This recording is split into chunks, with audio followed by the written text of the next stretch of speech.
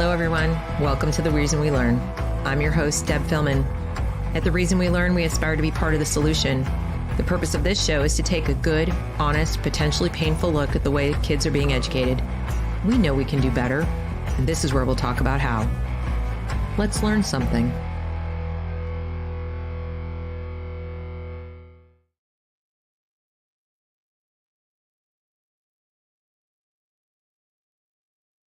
Because my mic, can you hear me now? Okay. Good afternoon. My mic was turned off briefly. Welcome to The Reason We Learn, live midday for a change, not at night. I'm so glad you're here. This is going to be, I hope, an informative show for you. It's a reaction show. It's going to be me reacting to John Oliver on This Week Tonight, where he went after homeschooling. That was his big topic of the week. And I have a lot to say, as you can imagine. Now, Matt Walsh kind of beat me to the punch. He did a masterful job. Not going to take anything away from him. Did amazing job in a nice, short, less than half-hour video. Really, I don't know that I can do better in terms of taking down the key points, but I'm going to try to give you my point of view, elaborate a little on what Matt said. If you haven't seen it, I recommend you watch what he had to say. And then I'm going to show visually how wrong John Oliver is. But before we get started, please like, share. If you're not already subscribed, please consider subscribing to the channel. But let's get some people here to hear this live so you can comment, ask questions, etc. The other thing I want to say before we get started is I want to give you my position up front, because to be honest, this video really should be just me telling you to go watch John Oliver, and then with what I'm about to say in mind, and my video would be 5 minutes long. But because I understand most people aren't satisfied with just a principled argument, I'm going to show you stuff so that when you come across people who are going to say, but I don't care about your rights. I don't care about, you don't want the government watching over you. I want to be able to watch what you do, but I don't want you to watch what I do. I mean, people have no principles whatsoever, won't care about my core argument. They're going to want you to take them down piece by piece. As Matt said, John Oliver basically says one thing, repeats it a dozen times, and cherry picks examples that are the worst of the worst to say, see, I'm right. See, I'm right. See, I'm right. But no, he's not right. Here's the principled argument against regulating homeschool at all, never mind more than it is. It already is regulated. He claims it's not. It is. The principled argument is, where exactly does that end? And what gives the government, whether it's state or federal, the authority to assume they have precognition, like to jump in ahead of things, treat you as guilty, and say, we're going to put in regulations that would entitle us to quite literally come into your home and monitor your parenting. Education is not separate from parenting. You have a child, it is presumed by you and everyone else that you're going to educate the kid some kind of way. You're going to facilitate the launch of that child into adulthood, and whatever that looks like to you. And presumably, if you love your child, you're not going to want to leave them illiterate and innumerate and, dumb and whatever. That said, obviously abusers exist. Abusers abuse. People who are bad. And I have yet to see a government program or law or regulation that prevents bad people from being bad. Doesn't work that way in terms of in advance. We make a law and, oh, look, people won't do the thing. I've yet to see that be effective. It just isn't. Especially, don't do the bad thing inside the four walls of your home. And you really wouldn't want, I would hope, the level of surveillance that would keep you on your toes to not do the bad thing inside your home, because that would mean they'd be watching you every minute of every day. By they, I mean the government. And then you'd have to trust that the government isn't going to do anything with that information. That, they're watching every move you make to make sure you don't do anything wrong. Where do we draw that line? You can sit there and give me 1,000 stories of horrible parents that are terribly abusive when they homeschool their children, or use their homeschooling as a way to hide or isolate their kid. And that is awful. And I am not going to sit here and tell you that that's excusable. That's absurd and obscene. And I hope they get caught and I hope they get punished. But I do not then decide that the solution to my angst and my fear that some child somewhere might be abused is to surveil every parent and decide that every parent is a potential abuser and therefore regulations. No, I don't. So the principal argument is we don't have precognition. We have civil liberties. We don't want the government surveilling our parenting any more than they already are. They already pretty much are to a great degree for the vast, vast majority of us who are at least good enough parents. We're not abusing our children. We're not starving them. We're not isolating them. We're not denying them any kind of functional education. So, given that, there is honestly, even if half of us were doing it, I would still, you might say, oh, Deb, really? I'm like, yeah, really, because the government has a pretty awful history of using surveillance to actually produce worse crimes against humanity than what is going on in the minority of households in America. So the principled argument is there it is. I made it. We're done. You can leave now. If you don't agree with me, if you're like, well, Deb, I think we need to have some because people might this and might that, then this isn't the show for you. This isn't the channel for you. I'm not the commentator for you. And I'm sure you probably have something better to do with your time than listen to me, because you probably won't like the rest of my arguments either. But if you are kind of like, well, I'm not really sure, and you want to stick around and see evidence of why else his arguments don't make sense, that's fine. But again, I preface this by saying these next arguments that are coming are not really from principle. They're just taking apart his false premises. And I show you the false premise, and then I'm going to take it apart.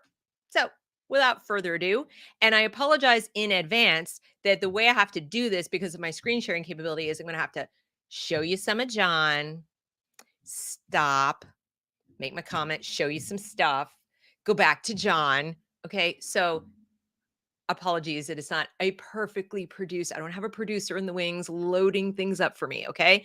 So thank you for your patience and let's get started. So here we go. This is really kind of cuckoo for Cocoa Puffs here. All right. This is going to be John Flippin' Oliver.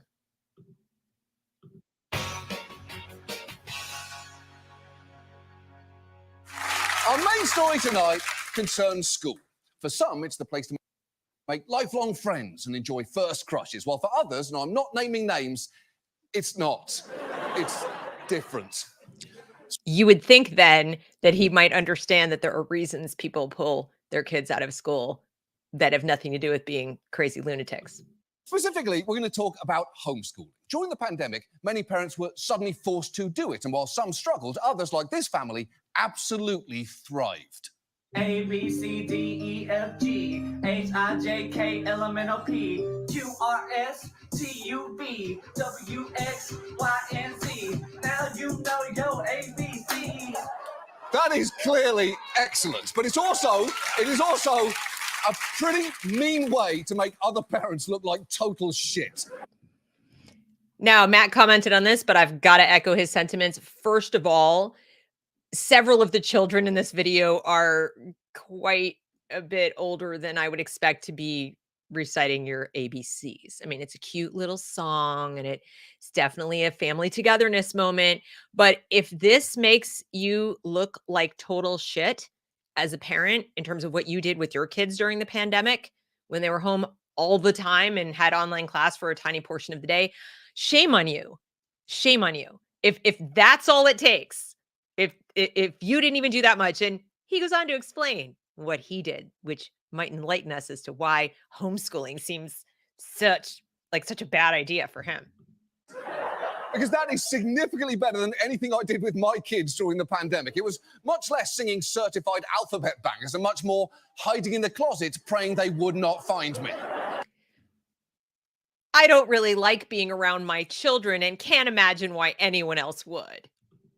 Also, quick shout out to the baby on the counter living her best life. She has no idea what's going on, but yet there she is in the centre of it all, like Mariah Carey on a New Year's broadcast. I'm shocked. She has no idea what's going on. And here I thought that babies could be racist or babies could feel the pain and sting of racism. Isn't that what we were taught? She has no idea what's going on. But you know what? Let's focus on teaching them in preschool well, we'll get to that anyway.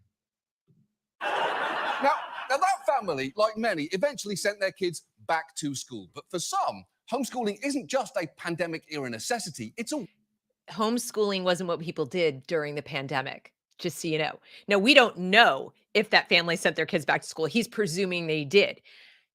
Virtual school, where you're sitting at home watching your teacher from public school pretend to teach you on a screen, is not homeschooling. It bears no resemblance to homeschooling. It's dramatically inferior to homeschooling, which is why a lot of people said, screw this, we are now for real homeschooling, because they got to see what was going on in the school. It was now just projected into their homes on Zoom, but that is not homeschooling. That is called virtual school because you're going to school virtually. Not even close to the same thing. It's a way of life. And you may have heard a stereotype of homeschoolers being Christian conservatives who object to what kids learn in public school environments. And I admit, those people do exist. Take this man who offers this pretty shaky rationalization for pulling his kid out of school. I think the type of content on what they're teaching about sex or anal sex, that my third grade daughter should not be in a classroom where a teacher or someone else is teaching her about that. And that was your experience in school? I through friends in other spots that had been kids at those ages, because mine was only in first grade when we pulled them. Well, that sounds like total bullshit.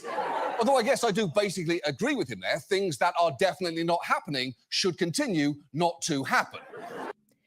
And now let's take a look, shall we? Before I show you the evidence of what is definitely happening in the schools, let's just have a chat about the fact that he said Christian conservatives who don't like what's being taught. Did this man mention anything about religion?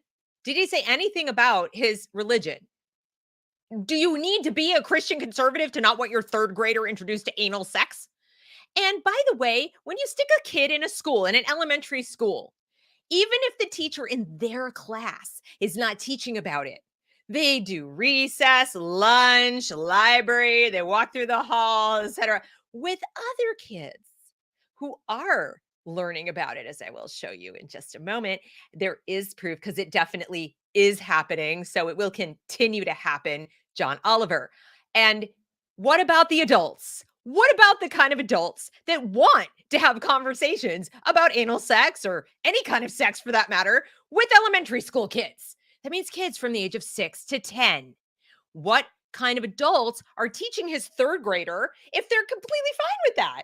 What kind of principal is in that school? What kind of librarian is in that school? So wanting to pull your kid because anal sex, period, is being taught in your elementary school anywhere seems pretty reasonable and not a shaky rationalization at all.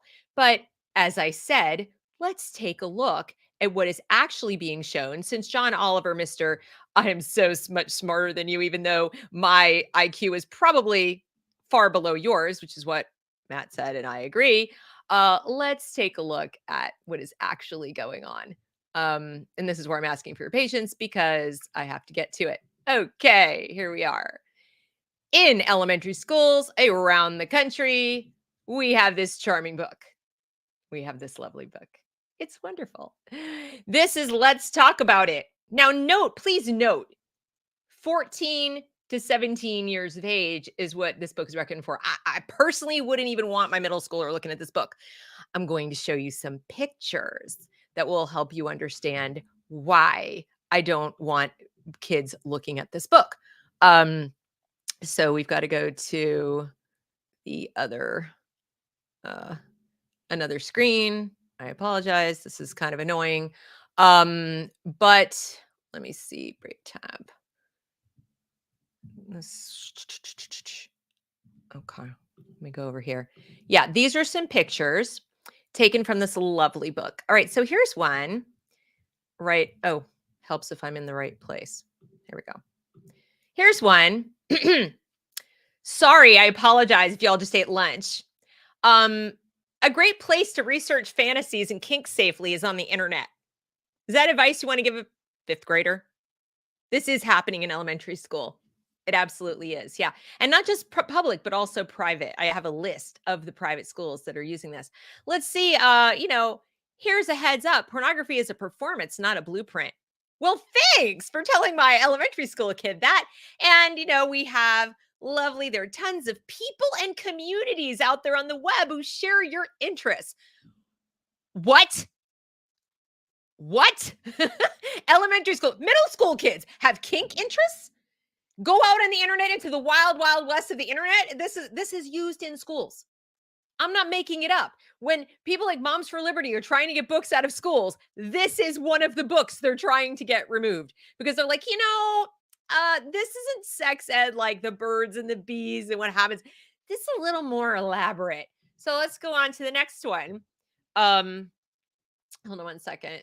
I made this too big and now I can't see what I'm doing.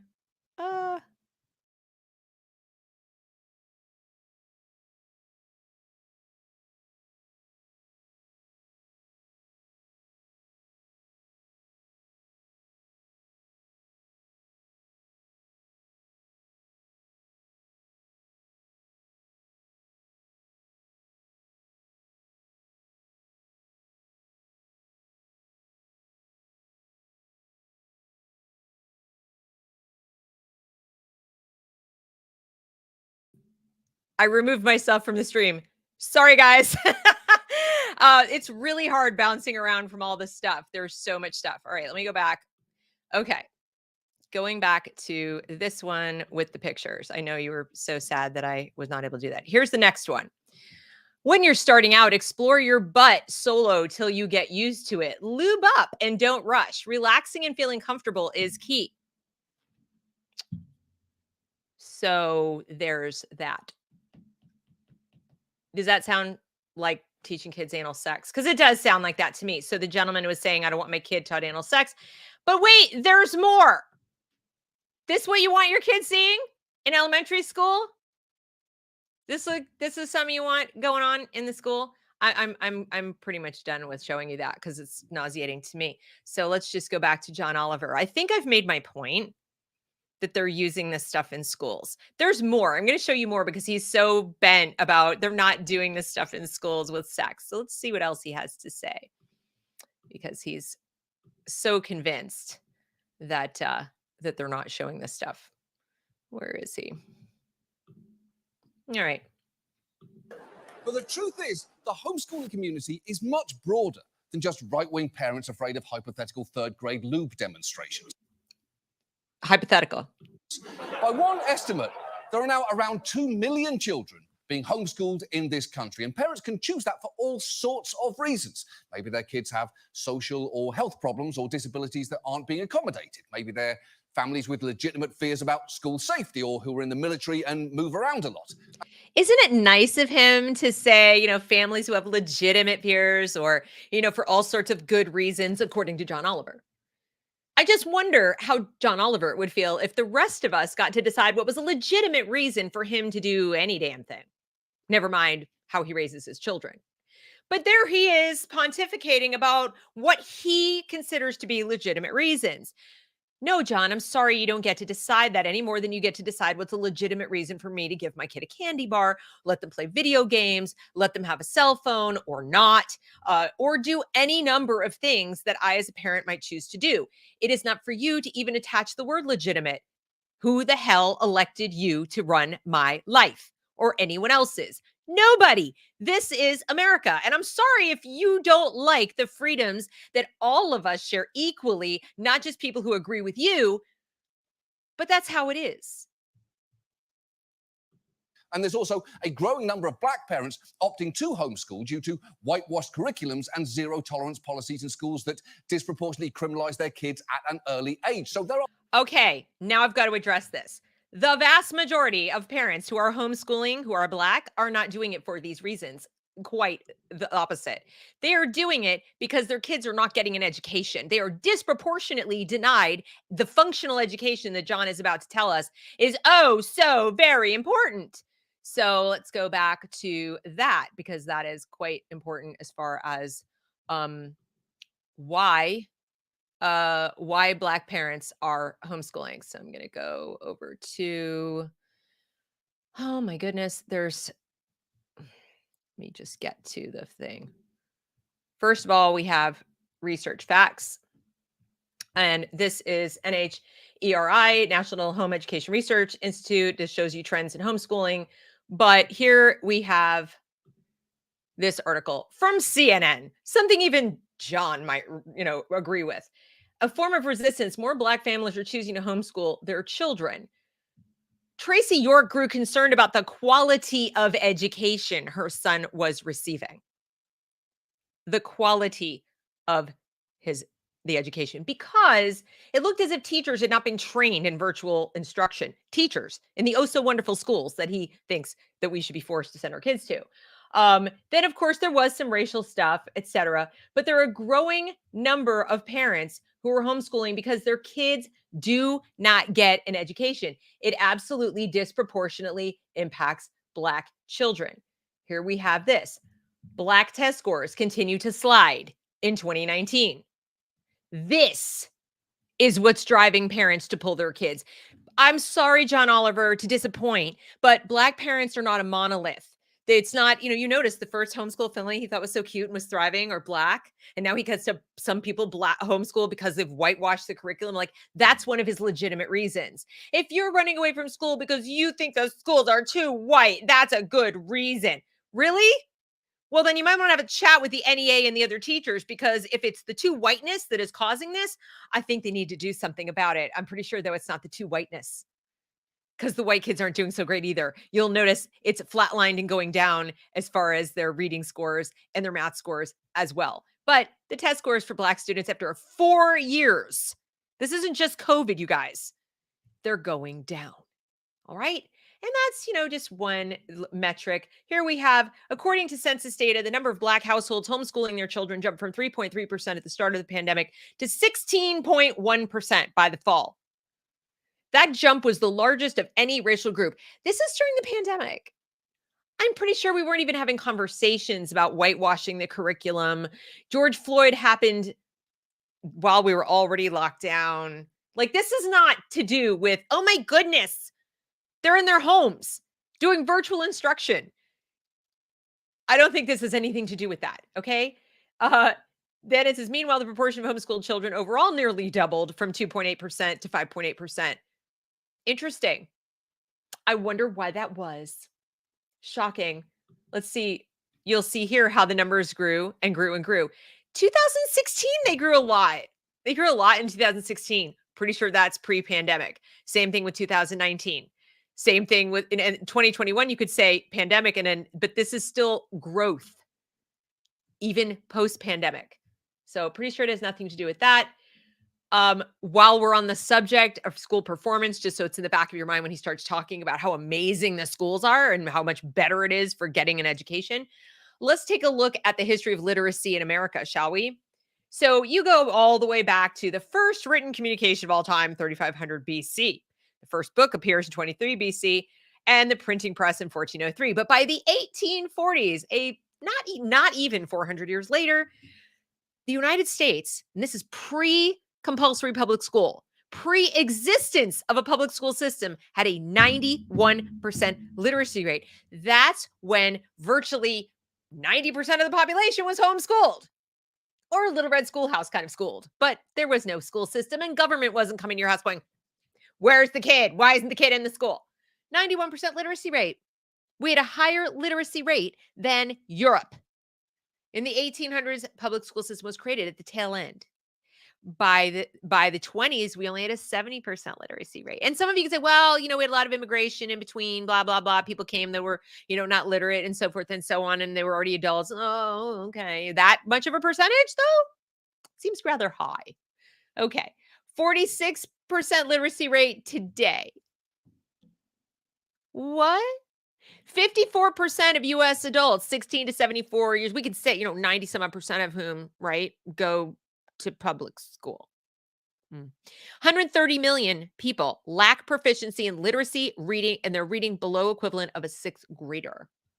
Remember that when he begins to speak about performance. And then getting back to the Black students that want to get away from the whitewashed curriculum, Like, that's the only possible reason that they might want to get away with it.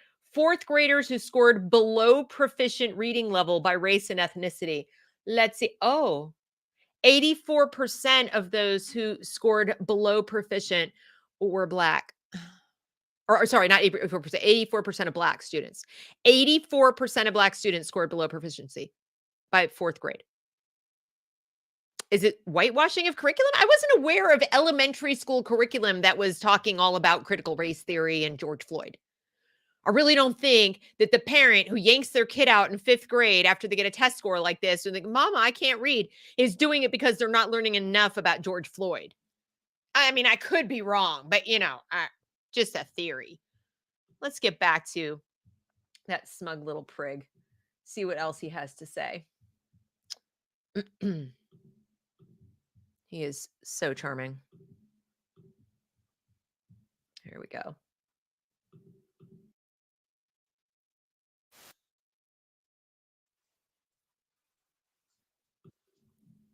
It's still showing the CNN article this whole time.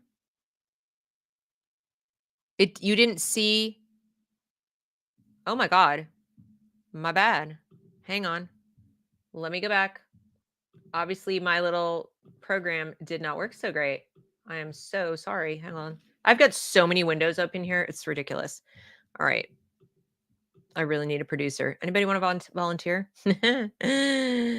All right. So now there's no sound. Can you hear me? Please tell me you can hear me. Okay. I'm not showing the video anymore, just so you know. Can you see the graph now? This is the fourth graders who scored below proficient. Is this what? Okay. So these are the four. You can see 84% of Black students scored below proficient. And I'm going to go back to the proper window and get this rolling properly. All right. So since you didn't see the graph, here we go. Are you able to see this? Can you see this? Black test scores. Oh, you know why? I know you can't see the graphic now.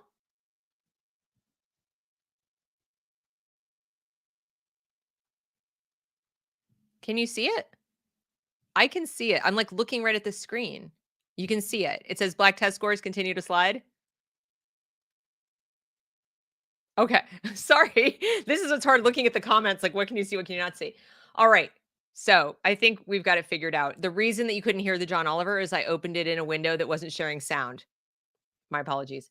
Okay. So this is one of the graphs that I showed you. Then I'm going to move to the other one that had the literacy, the other one. Hang on a second. This is the one that talked about the census data. So you can see that I showed something about what percentage of Black students. Then I showed you the history of literacy, which looks like this. Okay. So you can see I wasn't pulling the numbers out of my butt. These are real. This is real. Okay. If you're wondering where these come from, this is Wikipedia. All right. It's also was posted on Success Coaching for Dyslexic Adults. It's not a Republican website or anything like that. Okay. And then we have back to this one. This was the graph showing the lack of proficiency in the students. And then here's another one for good measure. Test scores of homeschool versus public school college-bound students. This was in 2016. College-bound senior homeschooled students test scores against the national average from 2014. I can guarantee you it's higher now. But it's higher.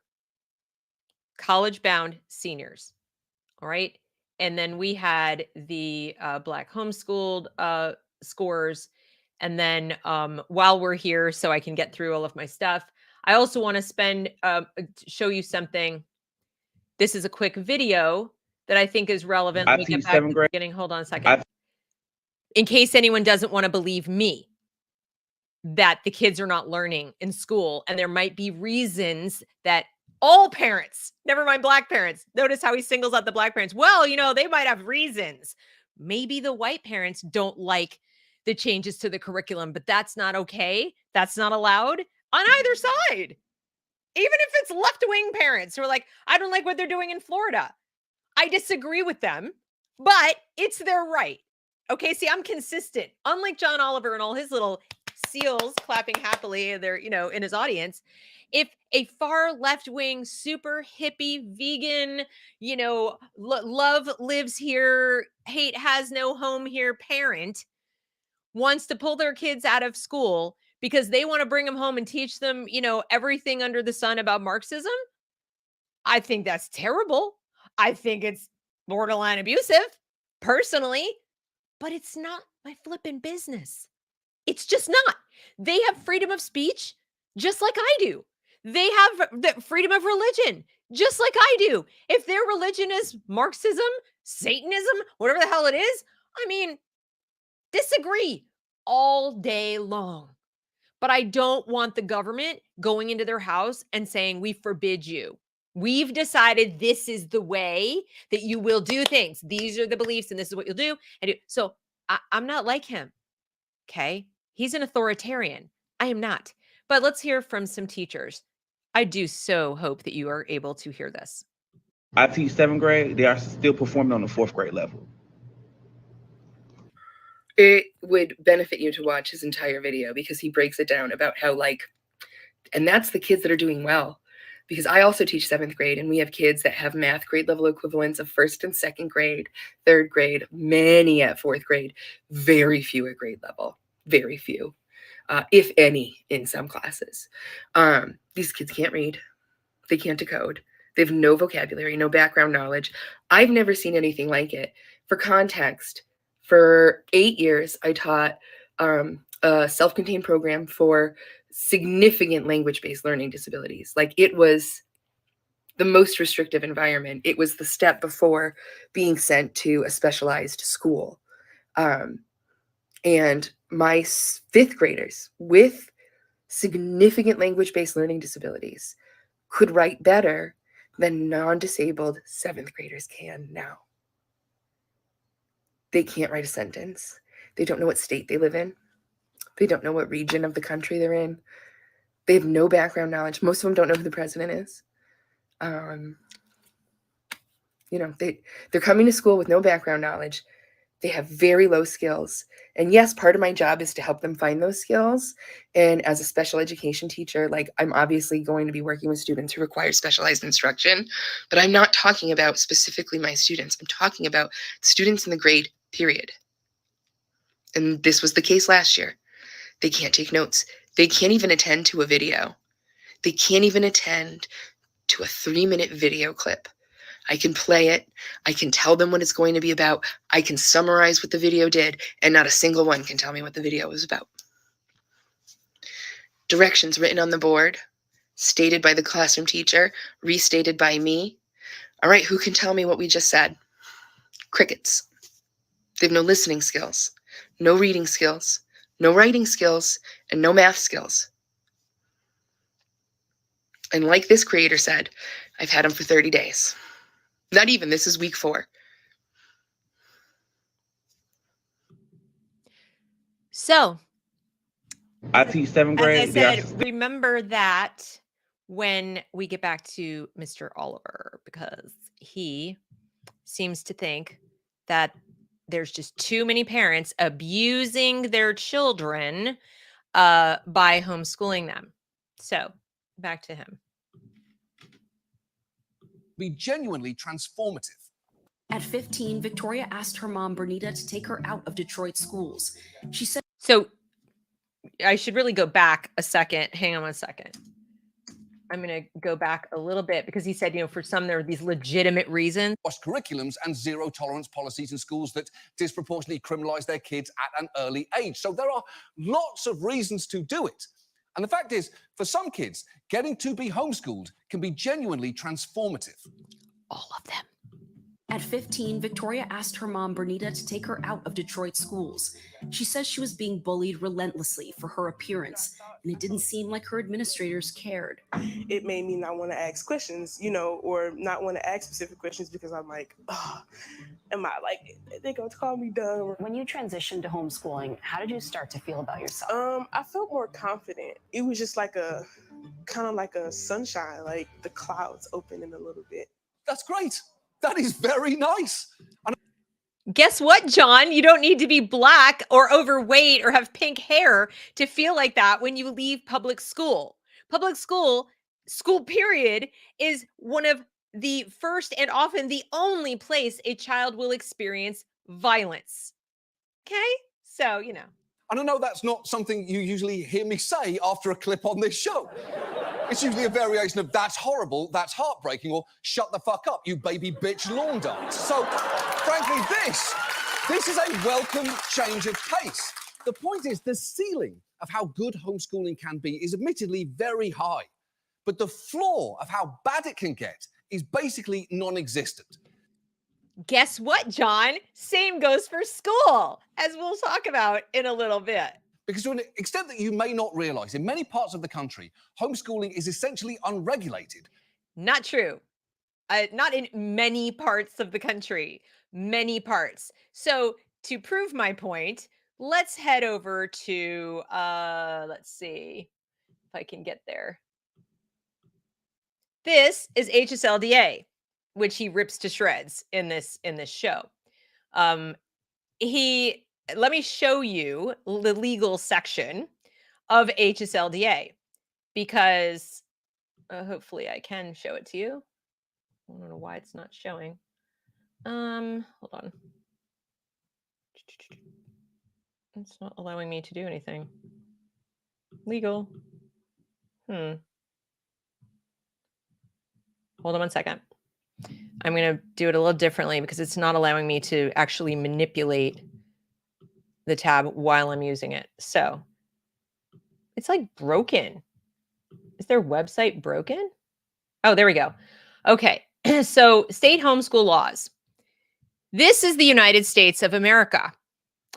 The places that are green say no notice and low regulation. Now, how many of them are there? 1, 2, 3, 4, 5, 6, 7, 8, 9, 10, 11. 11 out of 50. In many places, he says. I wouldn't call that many. Also, they don't have to give notice that they're homeschooling, but it is regulated. Okay? It's not completely unregulated. And then you have some states where it's so regulated, you almost can't do it. This is what John Oliver wants for the whole country, is he wants them all to be red. He wants them all to be red. In Massachusetts, it's effectively illegal. Like, you can do it, but you're going to jump through a lot of hoops. A lot of hoops. Okay? So here I am in my state of North Carolina, which incidentally has the largest share of homeschoolers in the nation. In the nation. So, like, if you had a pie, there are only a handful of states that have lots of homeschoolers, and North Carolina is number 1. Huge chunk of the pie. Number 2, I'm trying to think of who is number 2. It's not Virginia. It might be Texas, but I'll have to look it up. And Virginia, I think, comes in 3rd. So the rest of the states are little tiny slivers. But in our state, we have, let's see, there's only one option for homeschooling. Kids are required to be in school or being schooled from 7 to 16. That's per the government. I do have to notify them. I have to have a high school diploma. And you might say, well, I shouldn't ever have to have a high school diploma. One of the smartest people I know, one of my very best friends, does not have a high school diploma. There are lots of really good reasons why she never got around to getting her GED, none of which are anybody else's business. She's a fantastic mom. And as I said, one of the smartest people I know, most common sense. She reads, like, she's smarter than all the people graduating high school today. And she was not allowed to homeschool her special needs daughter purely because of that. Purely because of that. And she couldn't go back and get her GED for a variety of reasons, disability, low income, and a variety of other stuff. But she wasn't allowed because people like John Oliver think that this is really important. You need to have that high school diploma or you can't even teach your own kids how to read. Like it's only possible. What in high school taught you how to teach someone to read? You have to do standardized tests. Yes, we're on the hook for that. And you're supposed to keep your immunization records current. Now, do they come to my house and check on me all the time to see if I do it? No, but that's part of my point. Nor do they in some of these other states. But they could. And that's the point. They could.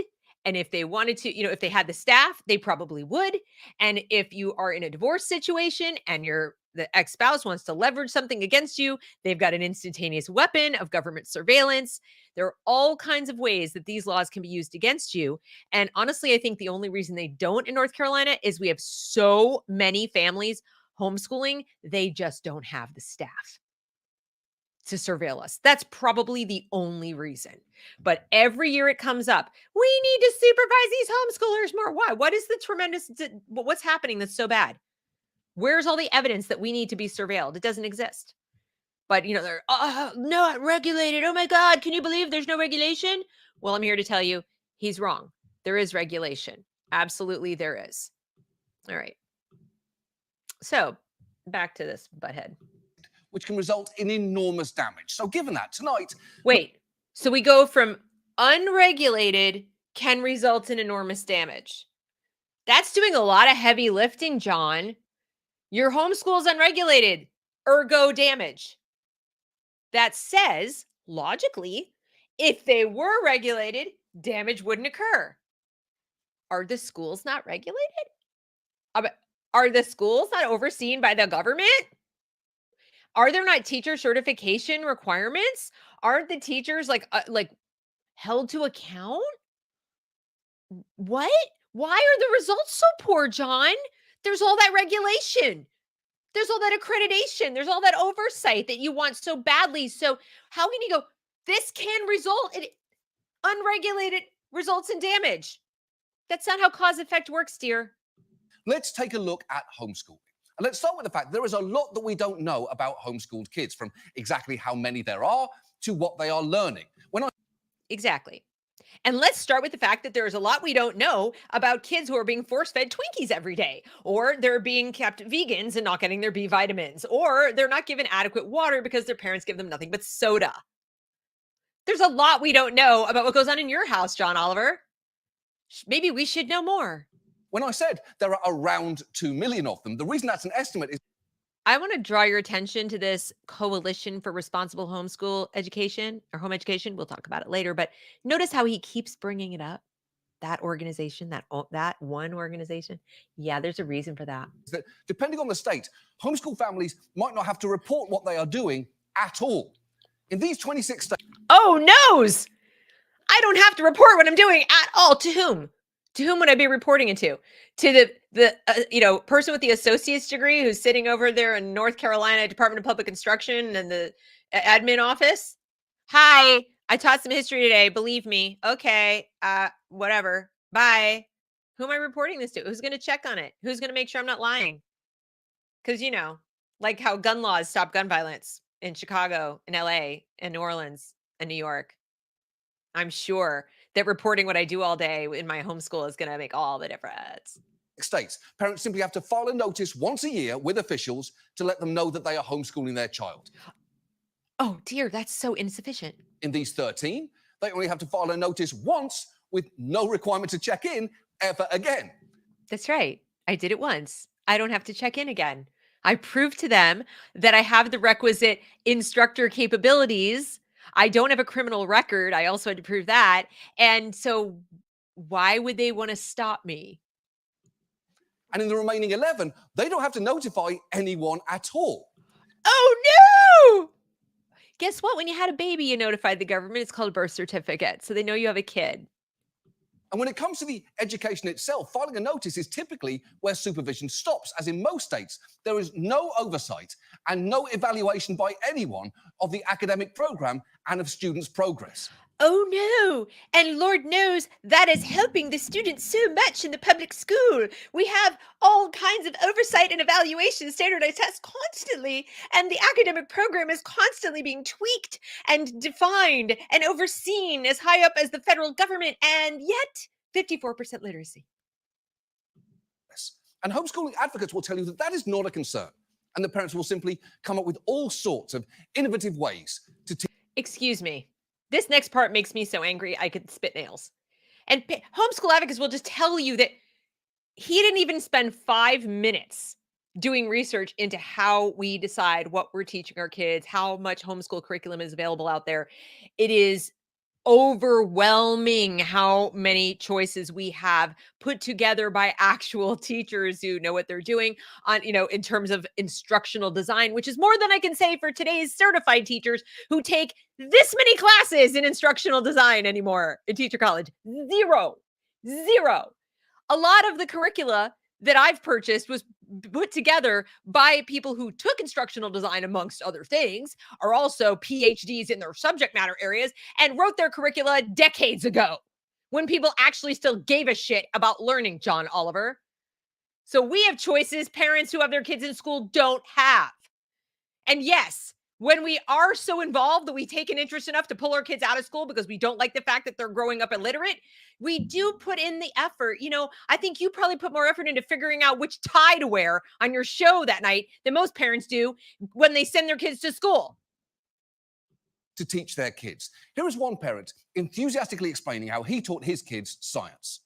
I can't tell you how many times, in my home, in our kitchen table, we've dissected, sheep eyeballs or frogs. Kitchens are great labs for this kind of thing. Where does somebody get a sheep eyeball? Oh my God. Where would you get a sheep eyeball? The same place you get everything else, the internet. Well, John. Probably college educated. You can just Google sheep eyeball for homeschoolers. I didn't know lots that. Of people. Absolutely.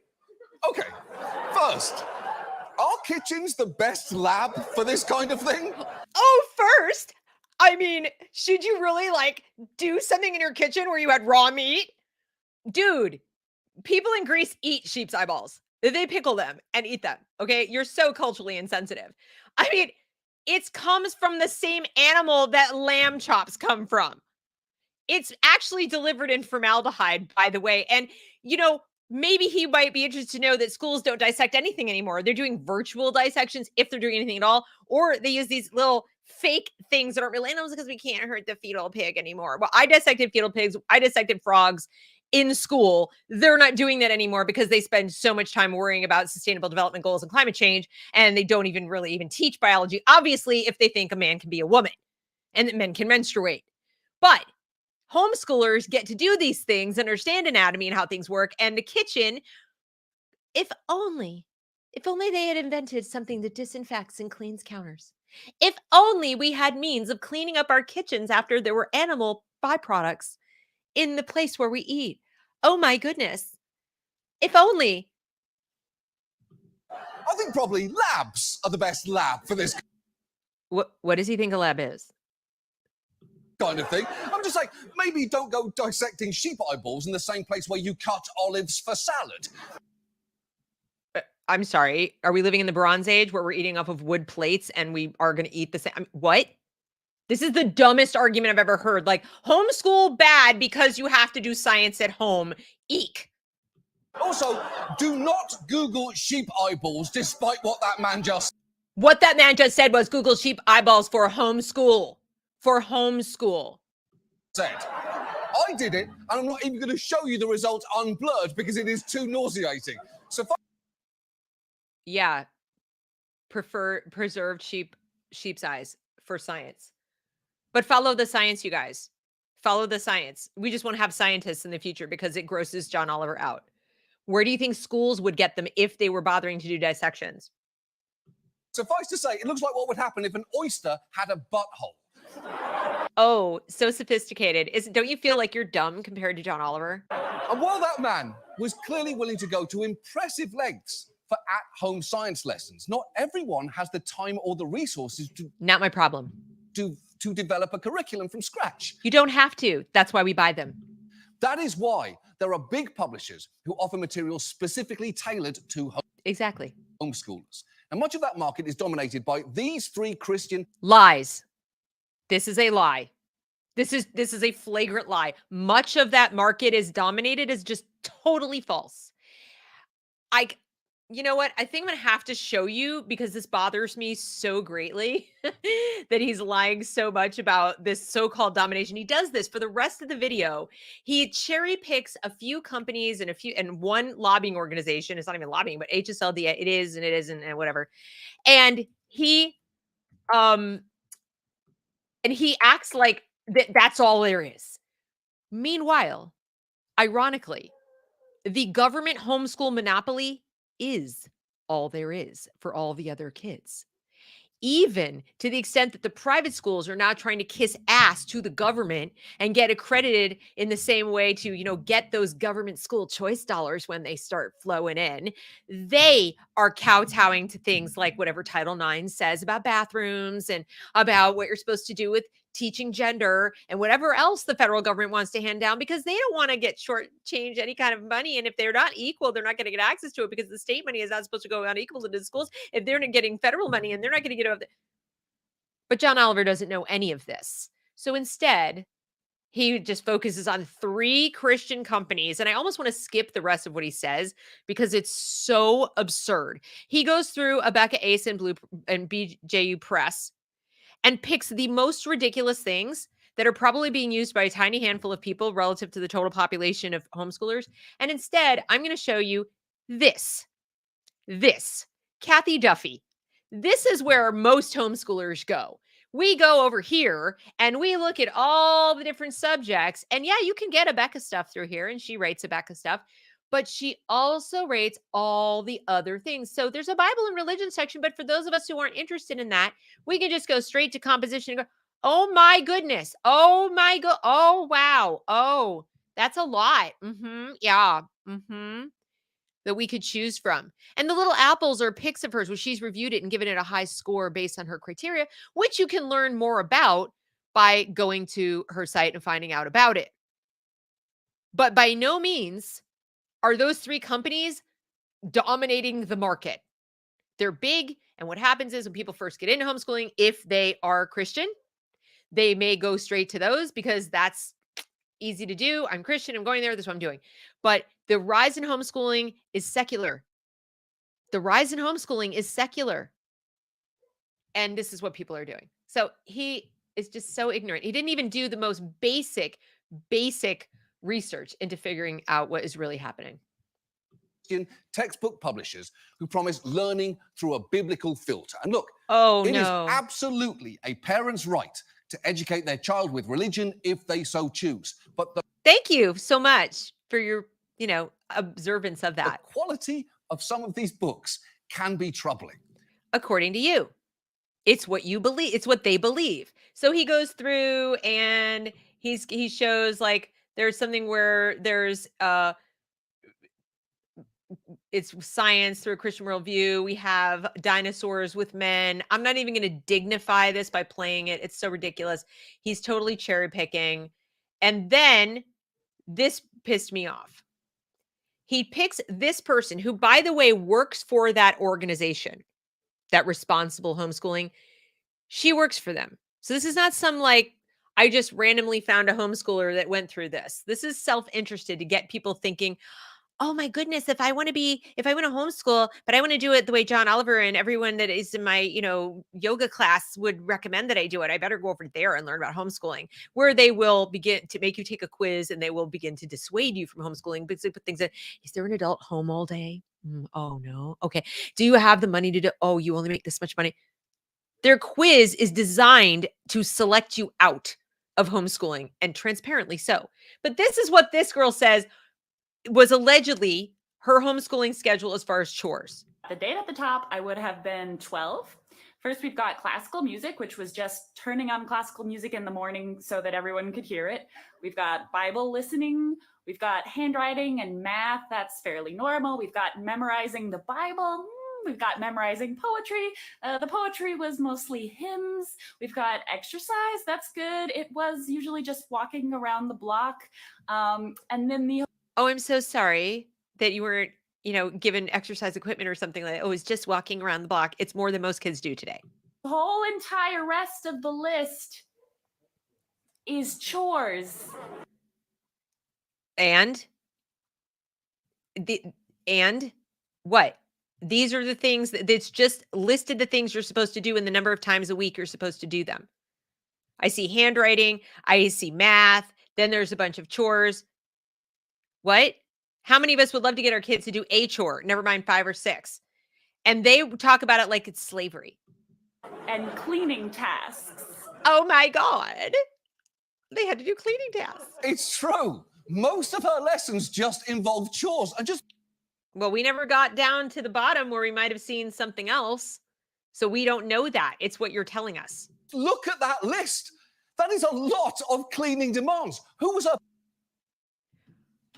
How many of you, show of hands, how many of you would like to send this guy in a time machine just back to the, I don't know, turn of the century, where kids had to get up and go feed the hens and collect the eggs and milk the cow and slop the pigs, clean out the horses' stalls and pick the vegetables. And then that was all before breakfast. People actually had children for this purpose. You can call it child labor, you can call it survival. I don't know. But I don't really see anything wrong with having kids help it clean around the house. We don't know how many kids were in the house. We don't know how hard the parents had to work to bring in money. We don't know anything about this family. And he is saying, oh, that's a lot of chores. That's a lot of chores. When I was a kid and I was a latchkey kid, and I'm actually glad, I'm so glad that I had to do this. I had to cook. I had to clean. I had to do my own laundry. I had to vacuum. I had to mow the lawn. And no, I didn't get paid for any of it. And we were well off. By the time I'd been mowing the lawn a couple years, my dad decided to throw me some money because I'd be needing some money. He didn't want me to come and ask for money all the time. So, all right, here's a 20 because you mowed the acre of grass. And I'm only 5'1" now. I was littler then. Big mower, pushing it with the bag, dump it out. Clearing the storeroom once a week. Oh my goodness. Clean the living room. How dirty does it get, John? Come on. Was her parent this guy? I mean... Oh, and P.S. Tell a kid, clean up after yourself. And today's children, and even kids that age, will be like, well, what do you mean? What do you mean? Like, give me instructions, list it. I know, because when I tried to give my own kids chores, they were like, write it down, Mom. If you wanted me to do the thing, write the thing down. They need ordered lists. They need lists of everything. They're so used to being instructed because public school, it's what they do. Do this little tiny micro task. Do this tiny micro task. So that's what they're used to. So if you just go, clean up the living room or, clean up after yourself, pick up after yourself, they don't know what that means. So you have to say, okay, clean off the counter, use this cleanser and use this rag, go to the bathroom, do that. I mean, I'm not exaggerating. That is what most kids today need. Don't get me wrong, he's an absolute zaddy. Would, will, and I'll take seconds. But as hot as he makes doing chores seem, it's not an adequate alternative to education. Who said it was? Who said it was? Is it? Although I will say, even that is a preferable alternative to the single worst homeschool curriculum that we found, whose creators excitedly promoted it on a podcast. This is truly despicable. What he's talking about is terrible. I'm not even going to replay it, but it's a Nazi. It's some kind of, we are so deeply invested into making sure that the child becomes a wonderful Nazi, and by homeschooling, etc. Achtung Amerikaner podcast in 2021. We all know that there are some awful people out there, but have you listened to some of the homeschooling, the homeschooling for critical race theory podcasts? Have you listened to some of the BLM stuff? I really don't see a difference. I really don't. And, while we're on the subject of Nazis, I mean, just since we're talking about it, even though I'm kind of jumping around a little bit, I think it's relevant. Let's take a little look, shall we, at, there's one lovely piece of information that I think definitely, I hope this is the right one. This is not the right screen, but I'm going to find it. Hold on a second. We're talking about indoctrination and all that fun stuff. But where's the Nazi one? It's not this. Nope. I have so many things to show you guys. This is crazy. Here it is. Here it is. Okay. So it is there. I've got to stop sharing this one and go to a different one. Literally, I have to thank all of my helpers because I had people helping send me things. I didn't do all this myself. So actual Nazis, what do we have? They sterilized children, were homophobic. They had sadistic doctors experimenting on mentally ill patients. They promoted eugenics. They were threatened by free speech. They were really into flags. Then they relied on government propaganda to enforce population-wide compliance with their regressive ideology. Oh, look! Trans activists. Isn't that interesting how that's like Nazis? So he's very worried about Nazi curriculum. He's very worried about that. I consider gender ideology a form of Nazi curriculum. They just hate different people. They just believe different insane things, but it's just as insane. It really, really is. And that's really what matters. All right, moving right along. He just makes bad argument after bad argument after bad argument. And that's really the problem. Okay, so I'm not playing that for you because that's ridiculous. And then, it's a rough time finding Nazi-approved material. I mean, how deep did he have to dig to do that? But he couldn't find Kathy Duffy. He couldn't find out that there were other things. Here is where he goes into HSLDA. I will concede some ground because it grew out in an environment that was, in many places, overly restrictive of homeschooling, with some states and local school districts effectively banning it entirely. In Texas in the early 1980s, homeschooling families were actually prosecuted. But a turning point came after several Texas families filed a class action suit against their school districts and ultimately won. And around that same time, the HSLDA was formed with the aim of expanding the rights of homeschoolers in every state. And from the very beginning, it had a strong evangelical conservative outlook. This guy's really hung up on that. I am not a Christian. I know that the HSLDA's own little school thing that they have you can do that does have a Christian outlook. But HSLDA provides you with the law. That's it. Like they provide you with, these are the laws, these are the regulations, here are some ideas, here's some stuff you can do. But the outlook is not like all over the place. They just have had more opportunities to defend people on the basis of their religious freedom than other things. But he acts like it's like this overtly religious organization. It's not. Its founding president and chairman, Michael Farris, has referred to public schools as a godless monstrosity. He's right. And here he is back in 2004 speaking to the Christian Coalition and describing his... He's speaking to the Christian Coalition. So, of course, his hopes for the next generation are going to reflect his worldview, right? That's what it's going to do. But meanwhile, what do we have as far as the worldview that is reflected in, let's say, New York State, where people are sending their kids to public school and they get together to have a meeting about, what's going to go on in their schools and how, what they hope for the kids, et cetera, and so forth. We've got, this is, I'm going to just play it here. Hold on. This is the New York State Board of Regents. So these are public employees paid for with tax dollars. And you decide for yourself if this is quasi-religious.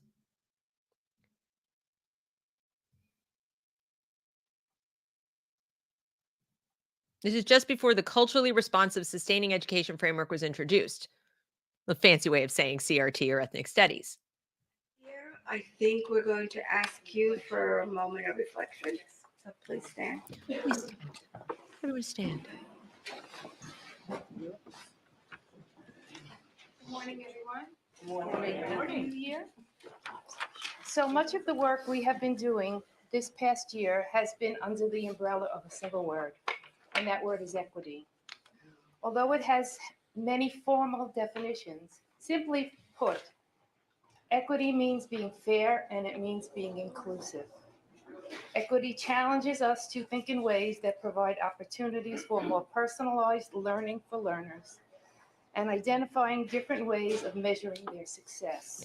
Different ways of measuring their success. Because the ways we're measuring it now show that they're not succeeding. So we got to hurry up and find something that shows that they're succeeding differently so that we don't look like complete failures like we are.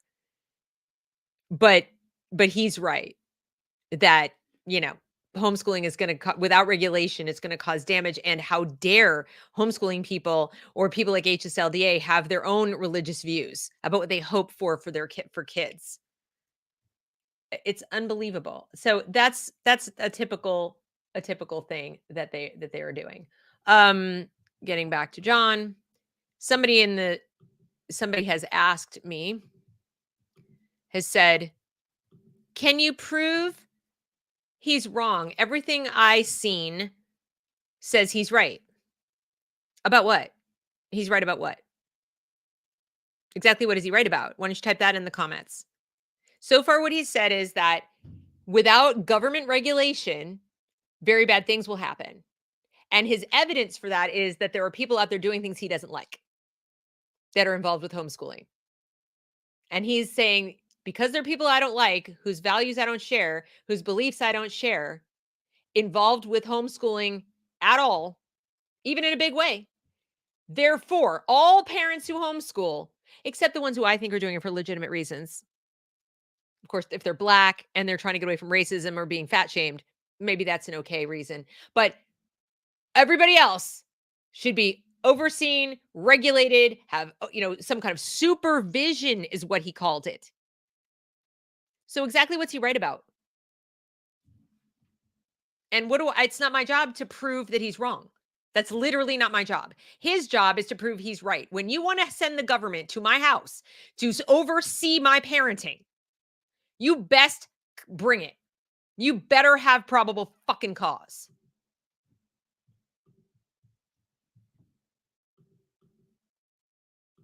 Long-term hopes for the next generation. Today, it is not preposterous to recognize what's going on, the promotion of homosexuality, the promotion of other kinds of things that you heard from Walter Jones, and you've heard many other times, is a deplorable reality that we cannot countenance. I can't wait for the day when our young people vanquish the enemy by a 5-4 vote. With voting, not violence, voting. And he says promote homosexuality. That is very different from accept homosexuality. You do understand that, right? That it used to be we wanted our children to accept people as they are. Love them, accept them, etc. Not even tolerate is so insulting. Accept them. You are what you are. Promoting something is very different. Why are our schools promoting experimentation? Why do we now have teenagers taking to TikTok and complaining about straight guys being straight? Why are straight guys so homophobic that they won't explore and experiment with their sexuality? Because they're straight. That would be why. Reversing Roe versus Wade. And they wanted to reverse Roe v. Wade, and they did so by voting. Now, I may not agree. You may not agree. Yeah, that's called America. They also voted and decided at the federal government level that my tax dollars should be spent transitioning men to women in the military. I'm not a big fan of that. Don't love that. Okay? So lots of things get done in a democracy, but this is what democracy looks like. If you like people voting, they sometimes vote for shit you don't like. So I don't agree with everything this man says, but it's his right to say it at a Christian meeting. And so this is like not even anything to do with HSLDA. He's involved with HSLDA. He goes to a meeting and he says what he wishes for Christian kids. From a hard right perspective on issues that have nothing to do with homeschooling, opposing everything from vaccine mandates to same-sex marriage. But it speaks to how significant a force it is that even some parents who are uneasy with its political leanings feel that they have no choice but to be members. If you want free legal advice because the state is threatening your rights, then yeah. Why not explain why they feel like they don't have a choice but to be members? Because nobody else, no other civil liberties organization has stepped into the fray to defend our rights. And that's what they do. They defend our rights. They prevent coercion. They prevent it. You see, John would like to coerce us all. That's his creed. That's his creed. Here is one mom who started a homeschooling group. Note she is Black. So we've had 3 situations where it's somebody Black and homeschooling's okay for them. Offer an alternative to what she saw as a whitewashed curriculum, talking about her relationship. Go find some Black parents who are pissed off that the school's not teaching their kids to read, and then come back and talk to us. To the HSLDA. Whenever there's a threat in any particular state to their right to homeschool, oh, you will see us come together. You know, it may not, we're not going to stay together, but we will band up because we all desperately need our right to homeschool. And that's the nuanced aspect of being in the homeschool world. Yes, I know. And it works that way for me too. I've gone to many, many a play date and a co-op meeting, hoping for the best, hoping I would make some friends. And what happened? I found myself in a sea of people who were doing the, like unschool kumbaya. We just play all day. We don't actually teach anything. And they weren't Christian, by the way. No, they were the ones who spent most of the day meditating and waving rainbow flags. And they were out of the schools because, they just didn't want to have anything to do with children who might be part of the, misogynistic, paternalistic, blah, blah, blah, blah, blah thing. Most of them were transplants to North Carolina from somewhere else. And they thought our schools were too traditional. They'd come from, Vermont or someplace. So I'd find myself in one of these homeschool groups only to feel like, whoa, I am not amongst people who share my appreciation for the written word or anything else, and had to look long and hard to find a homeschool group for my kids that did. So it works both ways. It works both ways. But you know what? That's okay. That is her right. That is their right. They are parenting their kids their way. I'm not going to follow up with their kids and find out what's going on. It's none of my damn business. But I'm not going to raise my kids alongside theirs. And just like she's not going to raise her kids alongside mine. And the beauty of homeschool is we get to choose. It's called freedom of association. Little thing that we put into the Bill of Rights once upon a time and actually gave a shit about, but okay.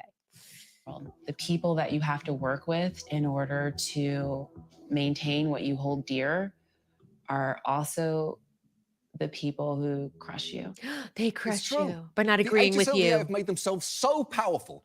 Many parents keep working with them, even if they don't agree with everything they stand for. What? And okay. There are parents right now who have their kids in school because they don't seem to have a choice, or they feel like they don't have a choice, even though they don't agree with anything that they stand for. It's a dilemma otherwise known as the Tom Cruise conundrum. On the one hand, $1 billion at the box office. On the other, a billion-year contract to an alien mafia. It's tricky, right? It's tricky. What's a bunch of young hots to do? Plus, for what it's worth, the HSLDA, much like Tom Cruise, will probably never die. Here's hoping. As a lobbying group, it's been astonishingly successful. Oh, noes. So unlike the NEA.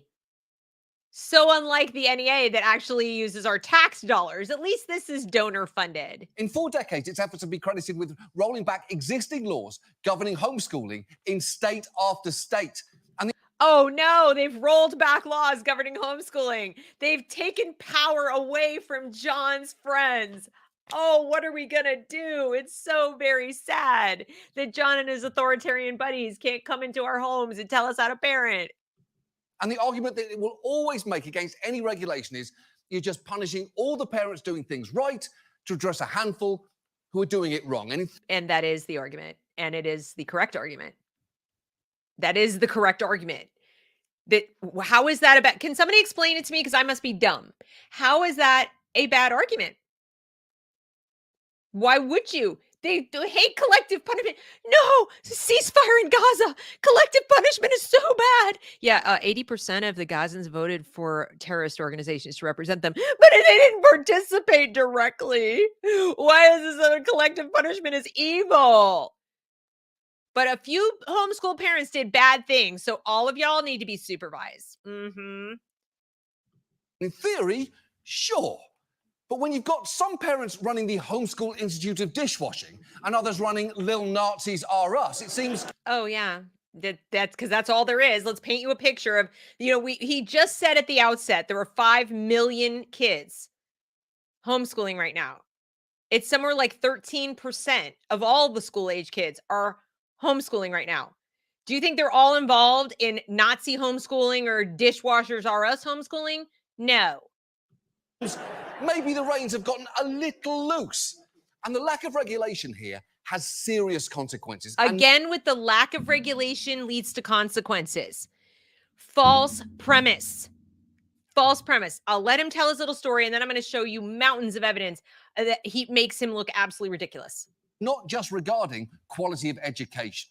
And fair warning, this is where this story gets quite a bit darker. More than 2 million children are being homeschooled in the U.S., many of them. Do you see what they're doing here? Do you see this? They have pictures of missing children, missing or exploited children, while they introduce the story about children being homeschooled. The message, the manipulation in this propaganda is children being homeschooled are hostages of their parents. Children being homeschooled are missing and exploited children. That understands something. I learned a little thing. I went to Northwestern School of Media, blah, blah, blah, and took a special course in this. That is exactly what they're doing. That is exactly the message they're trying to get across. They're equating, and so is John. Living in states that have little or no regulations. Oh my God. There are people owning guns in states with little or no regulations. So don't go there.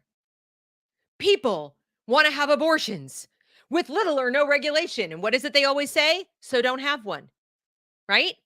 Oh, but we need to have laws to prevent you from doing it because reasons. Then how dare you? My life, my body, my this, my that. They're busy celebrating their abortions on TikTok and video and promoting it to everybody as this completely benign, no risk whatsoever procedure, even easier than pulling a tooth or getting your ears pierced. And that's perfectly fine. They want zero regulations whatsoever around that. Zero regulations about how young a child can be to be medically transitioned and have body parts cut off. But, oh, don't you dare homeschool your child without the government looking over your shoulder. This is the problem with these people. Making it easy for abusive parents to hide behind. Making it easy. I hate to break it to you. Abusive parents don't really need it to be easy. They will abuse you.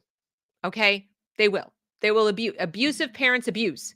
They find ways. You go to school, they make you absent. You're sick. You go to school, they threaten you if you tell. Kids have been abused since time immemorial. It's awful. It's one of the worst things ever. But the idea that because sometimes it's caught because the teacher noticed bruises does not mean that A, it always is, or even mostly is, or B, that abuse isn't taking place right inside the school more often than in the home. But let's continue. Behind the system. These are the faces of just some of the homeschooled children who've died as a result of abuse and neglect. Susanna Grubbs was homeschooled in Missouri. She tells us the discipline she received was anything but gentle. Right, so she was abused. Doesn't just eliminate safeguards against parents who are bad teachers. It also eliminates them against parents who are bad people. Putting regulations in place over homeschoolers will not protect children from parents who are bad people. Absolutely not. Any more than putting them in school will do it. They go to school. Did that solve the abuse problem? Did it? No. What's more, it exposed them to a world of adults who are only too happy to abuse them. Shall we take a look? Yeah, let's take a look. Because I think it's really important to note how much abuse goes on actually in the schools. Because there's a whole lot of it. So let's get to that. We have here. That's all the sex stuff. I'm trying to find the one where, oh wait, here we go. Okay. So what you're looking at now is you are looking at a collection by journalist AP Dillon right here in North Carolina. She has been keeping track just in my state, of teachers who have committed acts of sexual violence and abuse against children and what happens to them or doesn't happen to them. Okay. This is just one of her pages. Bus driver, former teacher, child exploitation, teacher arrested for indecent liberties, ruling reinstates sentence of former teacher, etc. And these are the teachers that got caught. And again, just in our state. Then let's go to where else do we have? Here's a study. 1 in 10 students encounters sex abuse. Students. More than 4.5 million children, or nearly 1 in 10, are forced to endure sexual misconduct by school employees, from inappropriate comments to physical abuse, according to an exhaustive review of research. This is NBC, John Oliver. This isn't, like Daily Caller or, Fox News or something like that. 1 in 10. 1 in 10. I promise you, 1 in 10 homeschooled children are not neglected or abused. No way. No way. Okay? 4.5 million. There are only a scant few children more, right? Maybe like 1 million more who are even being homeschooled. That's how many. Almost equal to the whole population of homeschool kids is how many kids are forced to endure sexual misconduct inside the school. So even if you don't agree with my principled argument about it's not the government's job to monitor our parenting and our education of our children, it's just not appropriate. You really wouldn't want that level of surveillance because it won't prevent a damn thing. And it's just going to add all kinds of layers of government intrusion into your life, which I thought liberals didn't want. But who's the Nazi now, John Oliver? You got 4.5 who are suffering inside the school. Some educators criticize study's approach. Oh, I bet they do. I bet they do. The report describes schools as places where abusers come to prey. We know this. Statistically, abusers go where the children are. Abusers go to target-rich environments. It's what they do. They go to playgrounds. They go to malls. They go to schools. They were all fired up to tell us about the church scandal. Well, guess what? This is an order of magnitude worse than that. That's inside the school. And then we have case study, K-12 school employee sexual misconduct, lesson learned from Title IX policy implementation. Oh, you guys are still seeing it. I'm sorry. Let me go back. I keep forgetting to share the tab. This is the study. So you know it's real. Tell you what, I'll even give you the link. Okay, there it is. And then let me go to the next one, which is the case study. I just have to keep hitting the thing. This is a case study of K-12 school employees' sexual misconduct, lessons learned from Title IX policy. This case study included a purposeful sample of 5 geographically and demographically diverse districts that experienced an incidence of school employees' sexual misconduct in 2014, and lessons are drawn for addressing and preventing such cases through the implementation of provisions of federal law. So they have a whole case study on that. If you want to read that as well, here it is.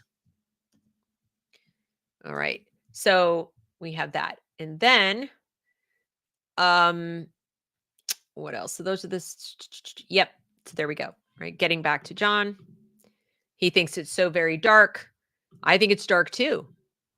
Don't hear me saying that what parents do to their children in homeschool or not in homeschool is okay. It's of course obscene. I'm just telling you regulations aren't going to stop it.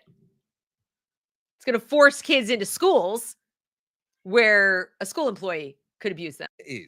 Child welfare laws were written before homeschooling was legal in all 50 states. So they rely heavily on the premise that a child is going to be in school and seen by other adults. And notice what he said. Before homeschooling was legal. He's got it wrong. Homeschooling was legal until they made it illegal. Okay? Child welfare laws were written after after the compulsory schooling came into being, and they were written in part to force children into school. It's not that they were written assuming kids would be in school, assuming they'd be in school. They were written for the express purpose of justifying forcing kids to go to school. They made up all kinds of bullshit reasons back then why compulsory schooling was legit. When if you listen to them talk in the back rooms, them being people like Woodrow Wilson et al., Dewey, and so forth, it was they couldn't have those dark, swarthy people coming from foreign lands, instructing their children in their language and their religion and, their customs, and they wouldn't be, white and waspy enough and, whatever. No, we can't have that. We have to unify them. And we can't have them aspiring to greatness. We need, John D. Rockefeller. I don't want a nation of thinkers. I want a nation of workers. I don't want to have all these people competing for my wealth. So let's have a public school system. And this is what we'll do. What John Oliver doesn't realize is that he is referring back to xenophobic, racist child welfare laws that justified compulsory schooling. As this DA explains, a lot of child abuse gets reported through our schools. Actually, it doesn't. Some of it does, but a lot of it doesn't. You know why lately it doesn't? Because when when teachers see what would have classically been seen as signs of abuse somewhere, could be in the home, could be a relative, could be a coworker, could be any number of things. Once the kid is 16, they might be working. They could be getting abused by a boyfriend. The signs look like this. The kid becomes withdrawn. The kid their grades maybe start to fall. They maybe are listening to music all the time, heads down. They look depressed. They are depressed. They might act out.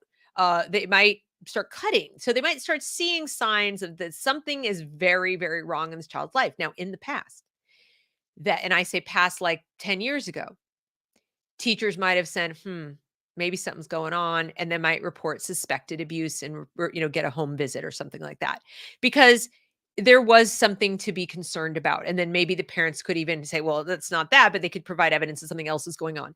Today, they send him to the counselor, who then starts to turn the kid down a path towards either medication, which they administer through the school and bill Medicaid, or towards something like gender transition. And say, well, are you uncomfortable in your own body? And the kid maybe doesn't want to tell mom or dad is abusing me, or, my uncle is having, or doing this or that. Maybe they want to talk about that. So they'll go along with it. And next thing you know, and they maybe are led to believe somehow in their mind, their traumatized mind, that if I cease being a girl, maybe Uncle Bob will stop messing with me. That's what I'll do. I'll become a boy. And so maybe the abuse doesn't get reported, because guess what doesn't get told to the parents? That the kid is becoming a boy. So, and they say they don't want to tell the parents because the parents might abuse the kid for transitioning. Doesn't occur to them that maybe they want to go confront the parents because maybe there's abuse happening in the home that's causing all of this. And the kid isn't trans. The kid is desperately trying to find a way to not be abused anymore. That's one of the possibilities. I'm not saying it is a guarantee. I'm saying that the notion that these mandatory reporters are mandatorily reporting is false. It's not happening. They're taking it on, they're doing it in-house, and they're pretending they can fix the problem with dire, dire consequences. Perhaps you've heard the story of SAGE. And now there is a proposition of something called Sage's Law. And I'm going to try to find it because it's really absolutely so tragic what happened to Sage. Sage was after many foster homes, she was adopted by a family, and she was I've got to find this story. So she was adopted by a family, and the family tried to help her. They tried to, figure out what was going on with this poor kid. And unfortunately, the school got a hold of her first. And what ended up happening was unbelievably tragic after that. So I'm going to try to find it, the whole story, to show you. Of course, I'm not finding it. Is it here? Nope. Anyway, so what happened was the girl was transitioned at school. Her mother was not told. Then what happened was she left. She was put into a group home. You know, they said she can't live at home anymore. She was put in a group home. She ended up running away. She became she ended up getting, or she didn't get ran away. She got trafficked. She got raped at the group home because since she was transitioning, she was put into a male group home. So she was raped there, and then she was trafficked, and they were still trying to find Sage. I mean, it is absolutely the most horrific situation I've seen, and I really wish I could find the story for you, but we'll go back to this guy. But that's worst case scenario, obviously, but I'm just telling you that the mandatory reporting didn't happen, and the parents weren't able to find out that she was in crisis and having all kinds of problems, and then they weren't able to find her at all. And she was trafficked across multiple states. Teachers and school administrators are mandated reporters. So, you know, if a child comes to school with bruises or Yeah, visible bruises. They're not always visible. When you're being sexually abused, you can't always see it. emaciated, that is a very common way that it gets reported. Right. It's because the fact is teachers serve multiple functions at school. Too many and too few. They're replacing parents and they're not teaching. In addition to education, they watch out for signs of abuse, they chaperone school events, and they pretend not to know why Ellie won't sit next to Rachel, Rachel won't sit next to Kelsey, Kelsey's not talking to Ethan, even though Ethan's having a joint birthday. He literally is describing some of the social bullying that goes on in school and doesn't even see the irony while he's doing it. Party with Kelsey's brother Bryce, who just happens to be Rachel's boyfriend since last And this crap doesn't happen in homeschooling, but continuing. period. And they do all of that while also trying to teach long division. He's making my case for me. Teachers are superheroes who should... No, they're not. ...make $1 million a year. Absolutely not. No, absolutely not. No, they shouldn't. So you can probably... They're cheering. That's their tax dollars they're talking about. And that's being wasted on things that have nothing to do with long division. Hey, the fact that it is possible to pull a kid out of school with no questions asked or follow-ups allowed could easily be exploited by abusive parents.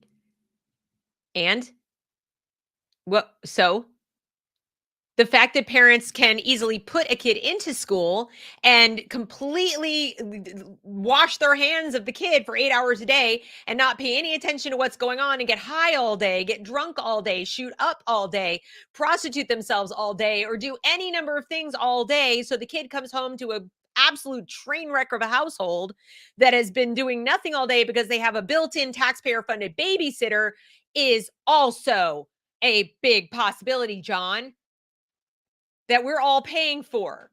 So you still send the kid home.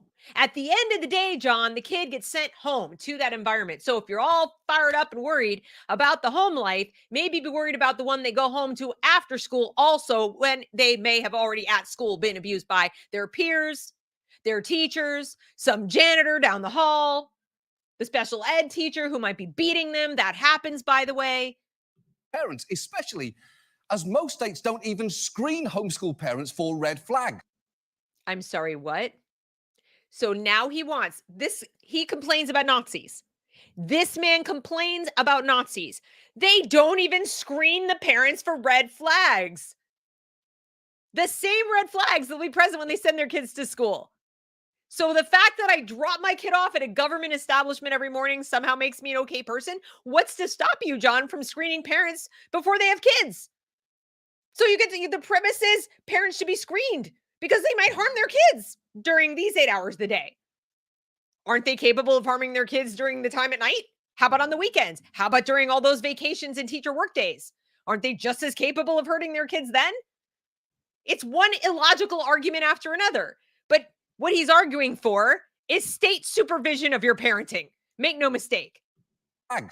48 states have no background check process for parents who choose to homeschool. In fact, like I said, 48 states have no process to background check parents, is what he means. because there's no magical dividing line that at 5 p.m., oh, well, now I'm not going to abuse my child. It's after school. So, bummer. Or, I'm really worried that, Mrs. Smith is gonna catch me doing what I'm doing during the 8 hours my kids at school, with all this abuse I'm doing at home. I'm really worried that they're gonna catch me. So I'm gonna not do it now because I'm gonna send my kid to the school. Is he serious? Like, he actually believes this stuff? In fact, even if you have a prior conviction of a crime against a child, you can homeschool them. A study Really? done in Connecticut found that of the 380 students withdrawn in 6 districts to be homeschooled, 138 lived in families that were the subject of at least one prior report of suspected abuse. Whoa. Notice what he said. That's a bait and switch. He said to you, if you're convicted of a crime against a child, I looked high and low. I couldn't find a single state that if you are a convict of a crime against a child that you can homeschool. Couldn't find a single one. I know you can't do it here. But this is a different statement.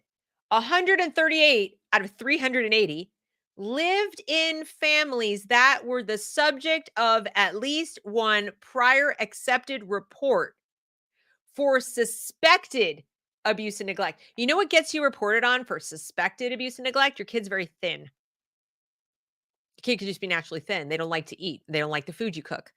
You'll get reported. Your kid comes to school dirty because they refuse to take a shower. You try and you try and you try. And this is very common, by the way, with kids who are neurodivergent. If for whatever reason they don't like the feeling of the water on their skin, or they're having issues with soap or texture or whatever, and they simply refuse to bathe. This could be a little kid, it could be an older kid, and you don't want to try to hold them down in the water, and it's like a real chore to try to keep them clean. And they go to school, or they have their magic sweater that they never want to take off, and it smells to high heaven. You can get reported for abuse and neglect. And that report will get accepted as suspected. But that doesn't mean you were ever found guilty of any damn thing. And why should you not be able to homeschool? Maybe it's better for the kid for them to be homeschooled because they go to school smelling like a pig pen. They're going to get picked on. And they go to school and they don't like food and they don't eat anything. They're not going to be able to concentrate. Or maybe they don't like to eat breakfast. They only like to eat lunch. There are so many things that can get you reported for suspected abuse and neglect, especially in Connecticut, where everybody is up in everybody else's business. I used to live there, so I know. Abuse or neglect. And yet, despite this, at every turn, and yet, and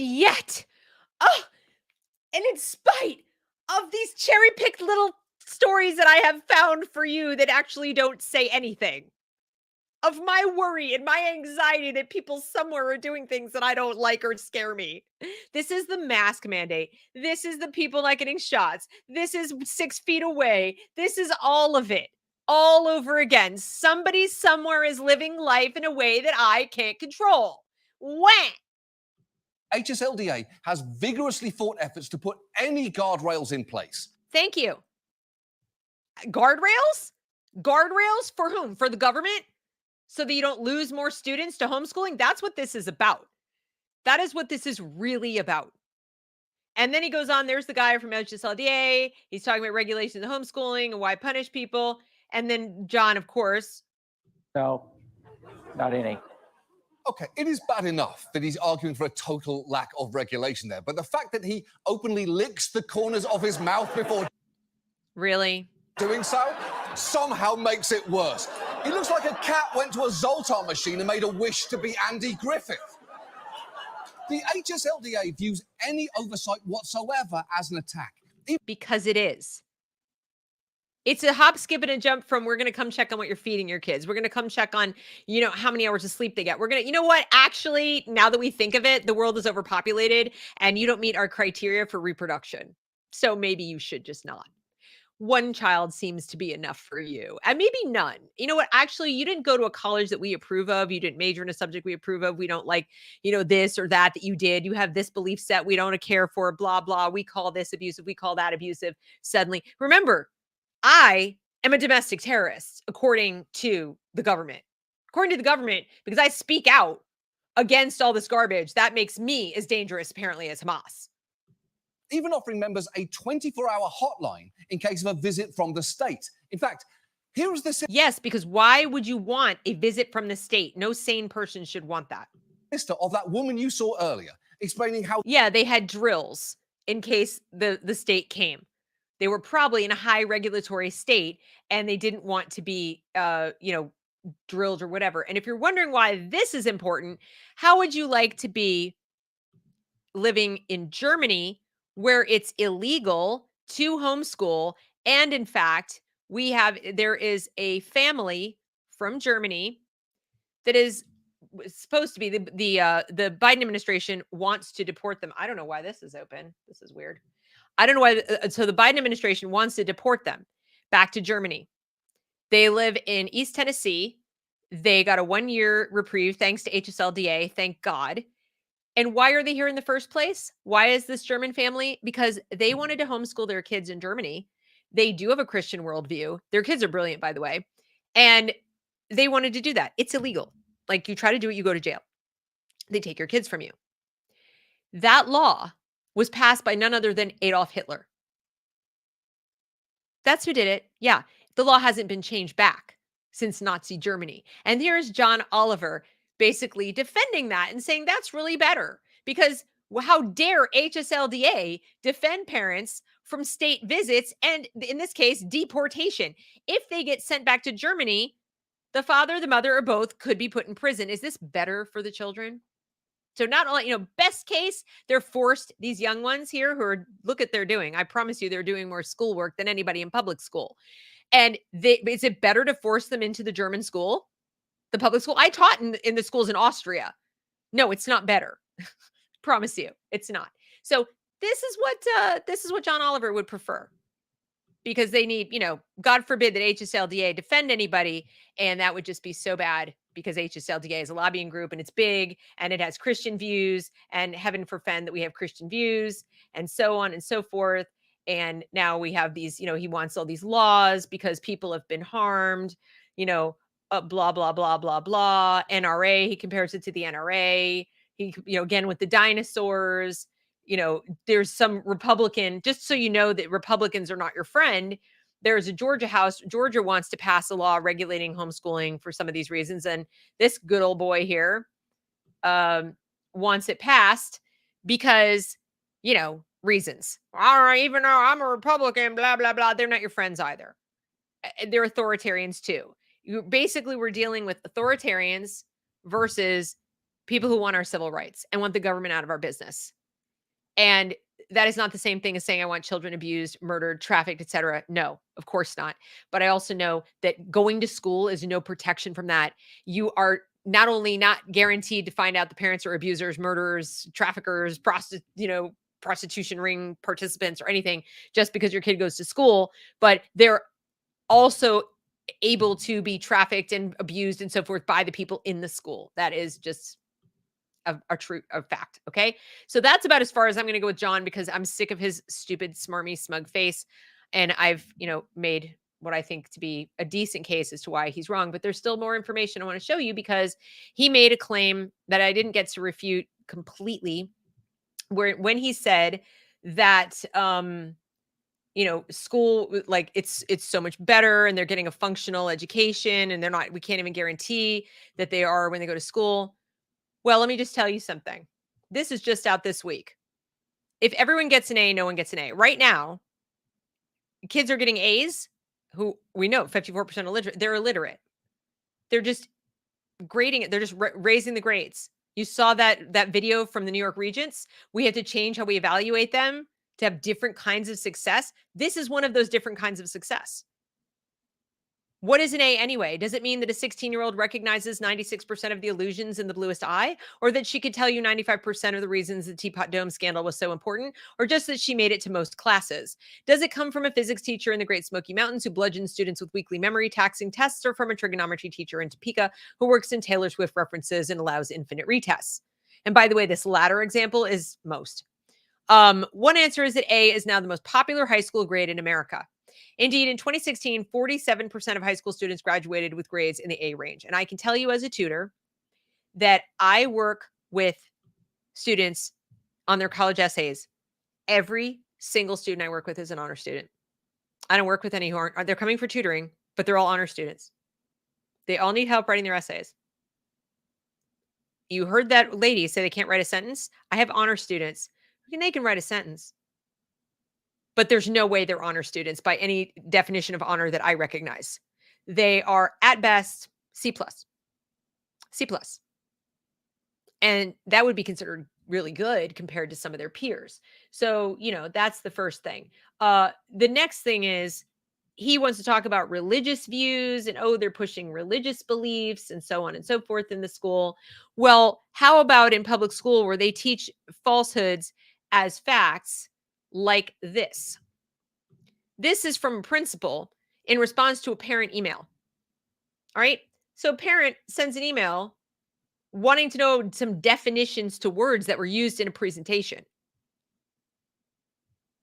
These words and definitions will help you better understand topics being covered and will help you decide if you want blank to be in the lessons for Monday and Tuesday, because the parent's trying to opt the kid out of things they don't agree with.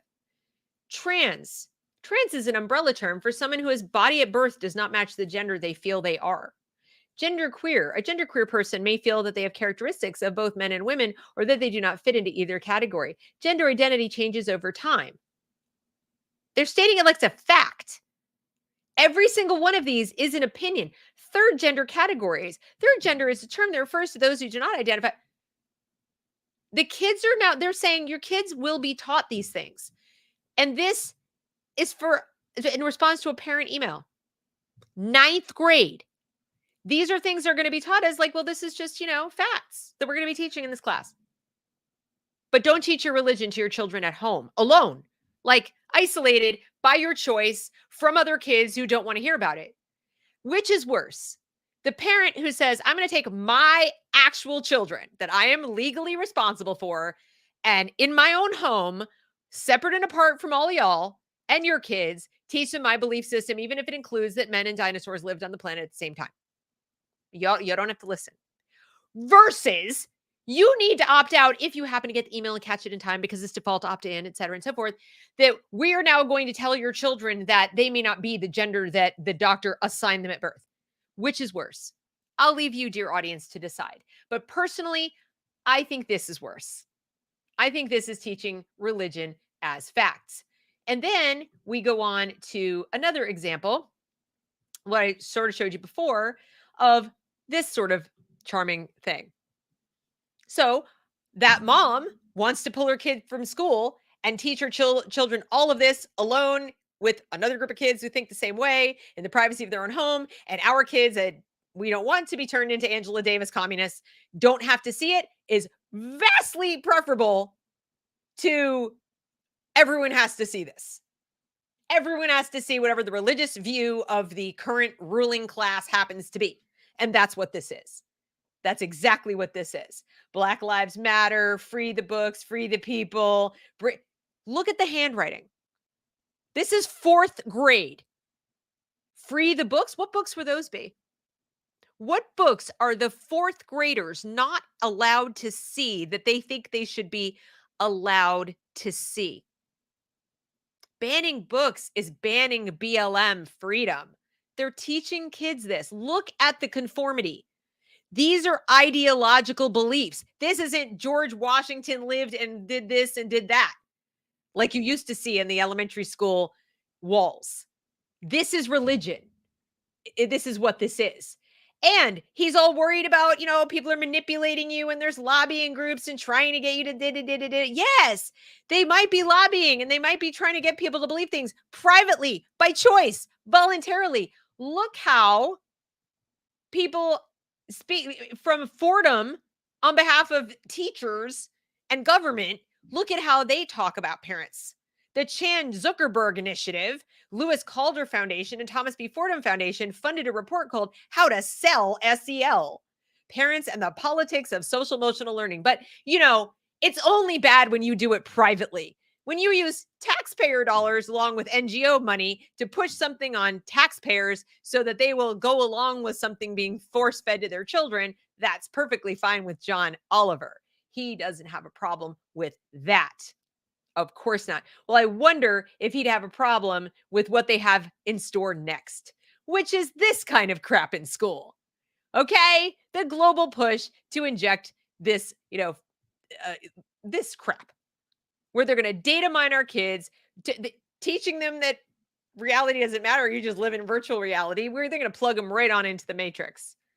And of course, the America's largest teachers union is now pushing for these vaccine mandates.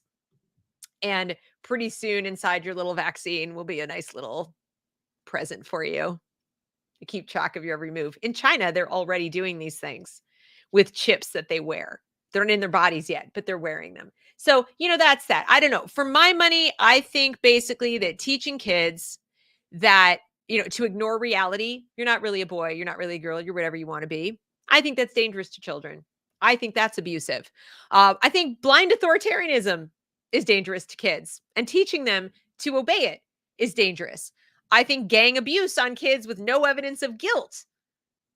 Okay, so when you have restorative justice, for example, which they're now doing, where you have to basically sit across from the person who bullied you and have a little chat about how you should get along better and hear their point of view and what their reasoning is and why they acted out on you and instead of just like moving you as far away as possible and suspending the kid, because we can't do that, because we can't disproportionately criminalize somebody's kid. That would be mean, right? So we force them into this situation, or we have the whole class sit around and tell the Jewish kids how their people are settler colonists and Hamas is right. And from the river to the sea, Palestine will be free, which is a form of gang abuse and unearned guilt and shame visited on children, which I happen to find absolutely reprehensible. And that is happening right now in schools all over this country. Forcing kids to take on unearned shame and guilt for being white, for being male, for being anything other, being Christian. So little Mr. Oh knows they're teaching their religion in the privacy of their own home, and they might think things that I don't agree with, versus we're going to force them in a classroom and make them believe things that I agree with. And who's the Nazi? Never mind the violation of personal boundaries and the compelled speech of using preferred pronouns and wearing flags and all this other crap. So I have to ask, audience, what power does John Oliver or anyone lose by allowing parents to retain their rights and liberty? What is it that he loses from that? What does he gain? And what do people like him gain from regulating us and taking our rights and liberty? That's the real question. What are they gaining? What access are they gaining? What authority are they gaining? Because you're not going to prevent abuse. That we've just demonstrated. If I haven't amply demonstrated to you that it's a toss-up, really, at worst, it's a toss-up. Really, it is not as likely that you're going to be abused in your own home with your own parents as you are at school. You are statistically more likely. More kids report that the first and only violent encounter they have with another human is at school. So you are much more likely. Okay. And I mean, I was being ultra generous to say that it was even close. It's not even close. So what is it he loses by what is it he wants? That's what you should be asking yourself. We need to regulate. Oh, we got to regulate these parents. And I bet there's parents right now watching this show who've been accused of abuse, accused of neglect, accused of all things by ex-spouses who just want to get under their skin, take their kids away from them, etc. and so forth. Or by ex-best friends or neighbors who are a little too nosy, the Gladys Kravitz down the street who doesn't like that your kids are home all day for reasons. They're too noisy in the street. They're playing. They're doing whatever they're doing that your neighbors don't like. Or it just, as it made John Oliver feel, inadequate. That your kids are out there, walking down the street, reciting poetry or even hymns, even Bible hymns, and their kids can barely do long division and they're in 12th grade. Maybe they just don't like that. So they come up with reasons to not like you. I cannot tell you how many times my neighbors, when I was homeschooling my little kids in an area where nobody homeschooled here in North Carolina, how many dirty glances I got. How many people at the grocery store be like, why aren't your children in school? Why are they at the grocery store? Well, we are in school right now, as a matter of fact. They're shopping with me and we're doing math. What do you mean you're doing math? And then my daughter would pipe up and say, well, I was told that, I have $10 to spend on things that I want. And so I pick this, and that adds up to $10. So I got my stuff. And then my other daughter might say, well, I wanted these 3 things, and so forth and so on. And then you watch the person stand there like, oh, well, okay. Ugh. And of course, what follows? Not every kid has a mom like you. Not my problem. My rights are not dependent on your competence as anything, as a parent, as a person, as a teacher, anything. My rights are born. I was born with them. And under our Constitution and Bill of Rights, they are supposed to be protected regardless of what every other Yahoo in America does. Yes, there are Nazis. They suck. I hate them too, obviously. But that does not mean that I suddenly magically have authority to tell them what to do in their own home. Now, if they step out of their home and their Nazi ass ideas encroach on my child in any way, in any real measurable way, I promise you, I will exercise my right to self-defense. But unless and until that happens, nothing I can do about it. Not any more than there's anything I can do about the parents sitting at home teaching their kids woke bullshit. Teaching their kids that a man can be a woman and a woman can be a man. Teaching their kids that they, born a boy, can be a girl. I can't do anything about that. And they send their kids to school. But I might then have to send my daughter into a restroom or a changing room or to a college or whatever, where she's going to have to come face to face with some autogynephile in the bathroom leering at her because of what some school did and what some parent did in their house to validate what the school did or follow what the school did. But I'm the problem. I, the homeschooler. No, sorry, John Oliver. You do not get to tell me what to do. You don't lose anything by letting me do what I do. So maybe we need cameras in John Oliver's home so we can see what he's doing when he's not on TV. What exactly was he doing at home with his kids during COVID? Here's what I know. That guy is more of a Nazi than every homeschooler I've ever met, ever put together. That's what Nazism looks like. That's what it looks like. And I'm really glad I didn't show you the stuff about that stupid group that he wants to promote, because every single one of them is connected in some way to all the same movements that are poisoning our kids in school. They don't want you homeschooling. They, government, teachers unions, mega corporations that want to data mine the living shit out of your kids and sell their data to the highest bidder. People want to plug them into the matrix and make them little data farms for the rest of their lives. Consumers who just sit like in WALL-E on floating chairs. What do you want me to do? Okay, I'll bang on the keys the way you want me to do it. Oh, program the AI. Okay. If they had their druthers, we would not reproduce. Only the people they like would reproduce. That's why they're so fired up. It's coming. Get ready. If you're thinking of homeschooling, may I recommend you get busy getting your kids out, because every state, certainly every blue state, is getting ready to figure out a way to make it harder and harder or less and less desirable for you to do it. They reevaluate it every single year. And every single year, there are people at Harvard, people at the NEA, there are people at the Department of Education sitting around wringing their hands. There are people right now at UNESCO wringing their hands. How do we bring them under the government umbrella? They say it out loud. Go to UNESCO. You don't believe me? Go to UNESCO. Go to 2030 goals. Go read what they say about stakeholders in education. I'm not making it up. Anyway.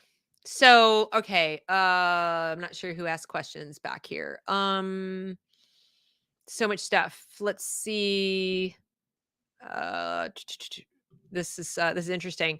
Paula says, Rick Green, former congressman, said at age 11, he remembers hiding when there was a knock on the door because they were at risk for being in trouble for truancy while homeschooling. Thank God for HSLDA. Yeah, you used to have to homeschool. You used to have to be truant. You had to break the law. And this is so true. Thank you, S. Gary. The most successful way to get society to move towards an overall agenda is to social engineer them in public schools. 100%. And it's all of us. It's not one specific racial group, socioeconomic group, religious group, whatever. Like I said, I would fight to the death for people who 100% disagree with my politics to have the right to homeschool their kids, because that protects all of us. That same freedom of speech. And you might say, well, Deb, isn't that hypocritical? You don't want the porn in the library. Isn't that freedom of speech? No, that's curation.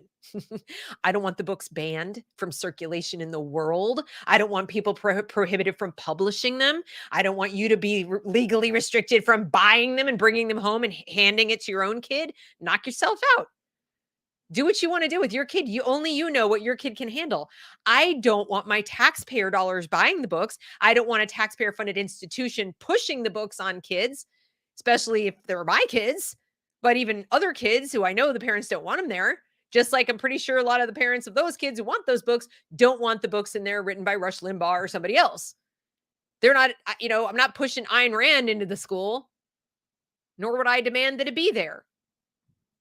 There's a certain expectation of neutrality and parental rights when it comes to introducing kids to complex, sophisticated topics like sex. And I got to tell you, it's a rare parent that wants to have a chat with their kid about anal sex or any other kind of not vanilla sex. Most of us don't really want to have the chat at all, but we do because it's our responsibility. So anyway, all right. Then moving on, every power first looks identical, a stencil provided by the teacher. Oh, every power fist. Yes, it is a stencil. It is a stencil, and they have cutouts and they have things that you can trace. It's unbelievable. They bring in all these materials from Black Lives Matter in schools. Then this is very interesting. Step Down says, I think he's just a pawn because all this SEL and comprehensive sex ed is best taught by non-parents to have the effect it needs to have. 100%. And furthermore, John Oliver videos are shown in public schools, not curse wordy ones like this. There are other ones he does that are aimed at kids. So I have like zero doubt that between that and the coalition for responsible home education, this is an announcement. This is basically them saying it's beginning. We're coming. It's starting. And they're not signaling to us. They're signaling to their peeps. Because what's happening? Parents are leaving. Parents are leaving in droves. They're leaving. Every school district has enrollment down. There are some school districts where enrollment is down so far they're not making their budgets because butts and seats do affect your funding, and they still want their funding. And so, parents are fleeing for a wide variety of reasons. You know what I just realized, and I'm sorry you guys have been here 2 hours, but I'm a jerk. There's so much information I didn't show you about this mental health stuff that I meant to because it was sent to me and it is so, so important. So this, after the stuff that I wanted to show you about the sexploitation and all of that jazz, I also wanted you to see, and I got to find the right, let me just close this out so I just get the right tabs. Because there is a whole slew. Here we go. It's not that. There's a whole slew of stuff about mental health that I had on deck for you that you absolutely need to see. There are charts and graphs galore that are so disturbing about mental health. And it really goes to, all right, well, we'll start with this. Let's see if this is right. Not there, not there. There is a demarcation between, all right, so here's something. This is social media use and depression, okay? So you'll see the amount of hours that they spend. Social media use and depression, girls is this big line, the red line. This next line is the blue line is social media use and low well-being boys, or sorry, depression boys and low well-being total is the green line. Now, what's interesting to note is that when they're in school, they're not only referred to a wide variety of social media to go to for their sex ed in particular, but they're on Chromebooks all day. You probably know this. I'm sure you know this. They're on Chromebooks constantly. And so this is a way that they are actually using, the stuff.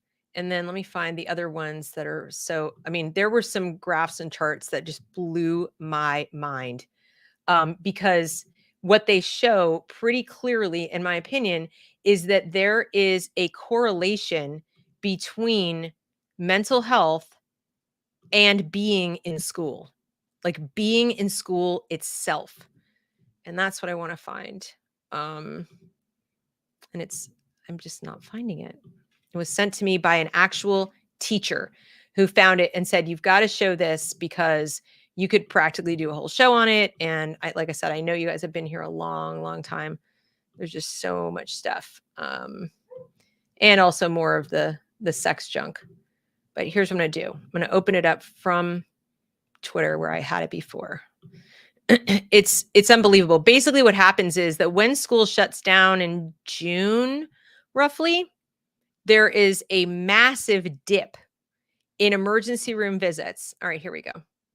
There's a massive dip in emergency room visits for mental health reasons.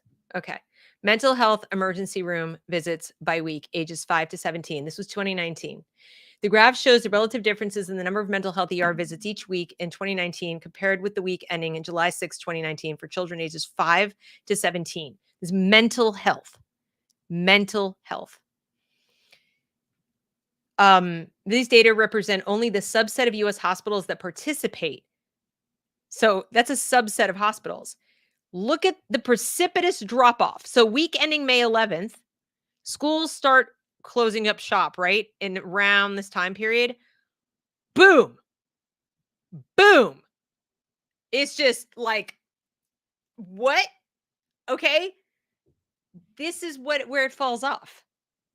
And then it starts to climb again. It starts as summer goes on, it's like sort of flat. Oh, what happens end of August? When does school start? Right here. This is when school starts. Week ending September 28th. We've now been at school a month. 1 month. This is where we are. And it stays relatively high. This is Thanksgiving break. Thanksgiving break, week ending November 30th, plummets. And then we go right back up again. Week ending December 28th, look, they're home again. Anybody see it? Am I the only person who sees it? Am I the only person who wonders if school itself causes mental illness? John Taylor Gatto thought so. He was a 30-year veteran teacher? He thought so. He would know better than I.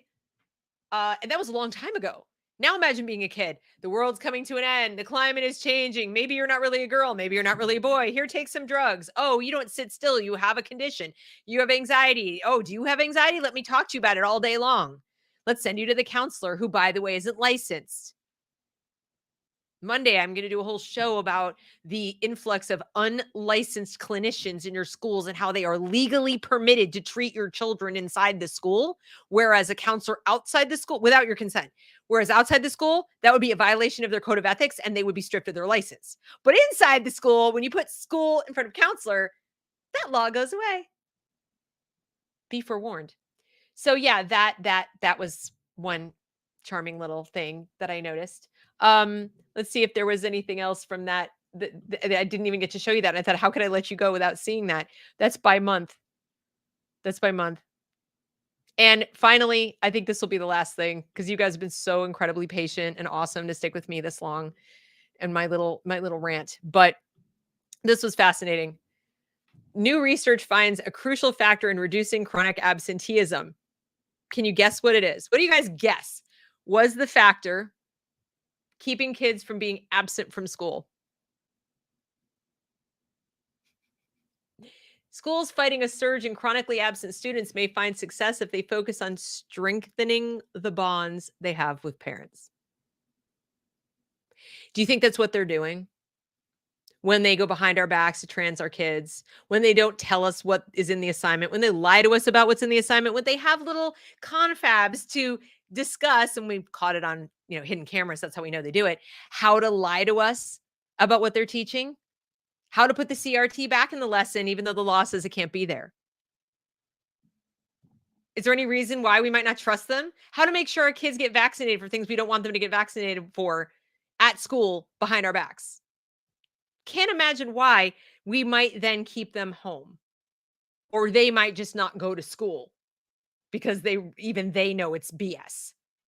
Chronic absenteeism is a function of there's a breakdown in communication there, or the kid themselves is like, what is the point?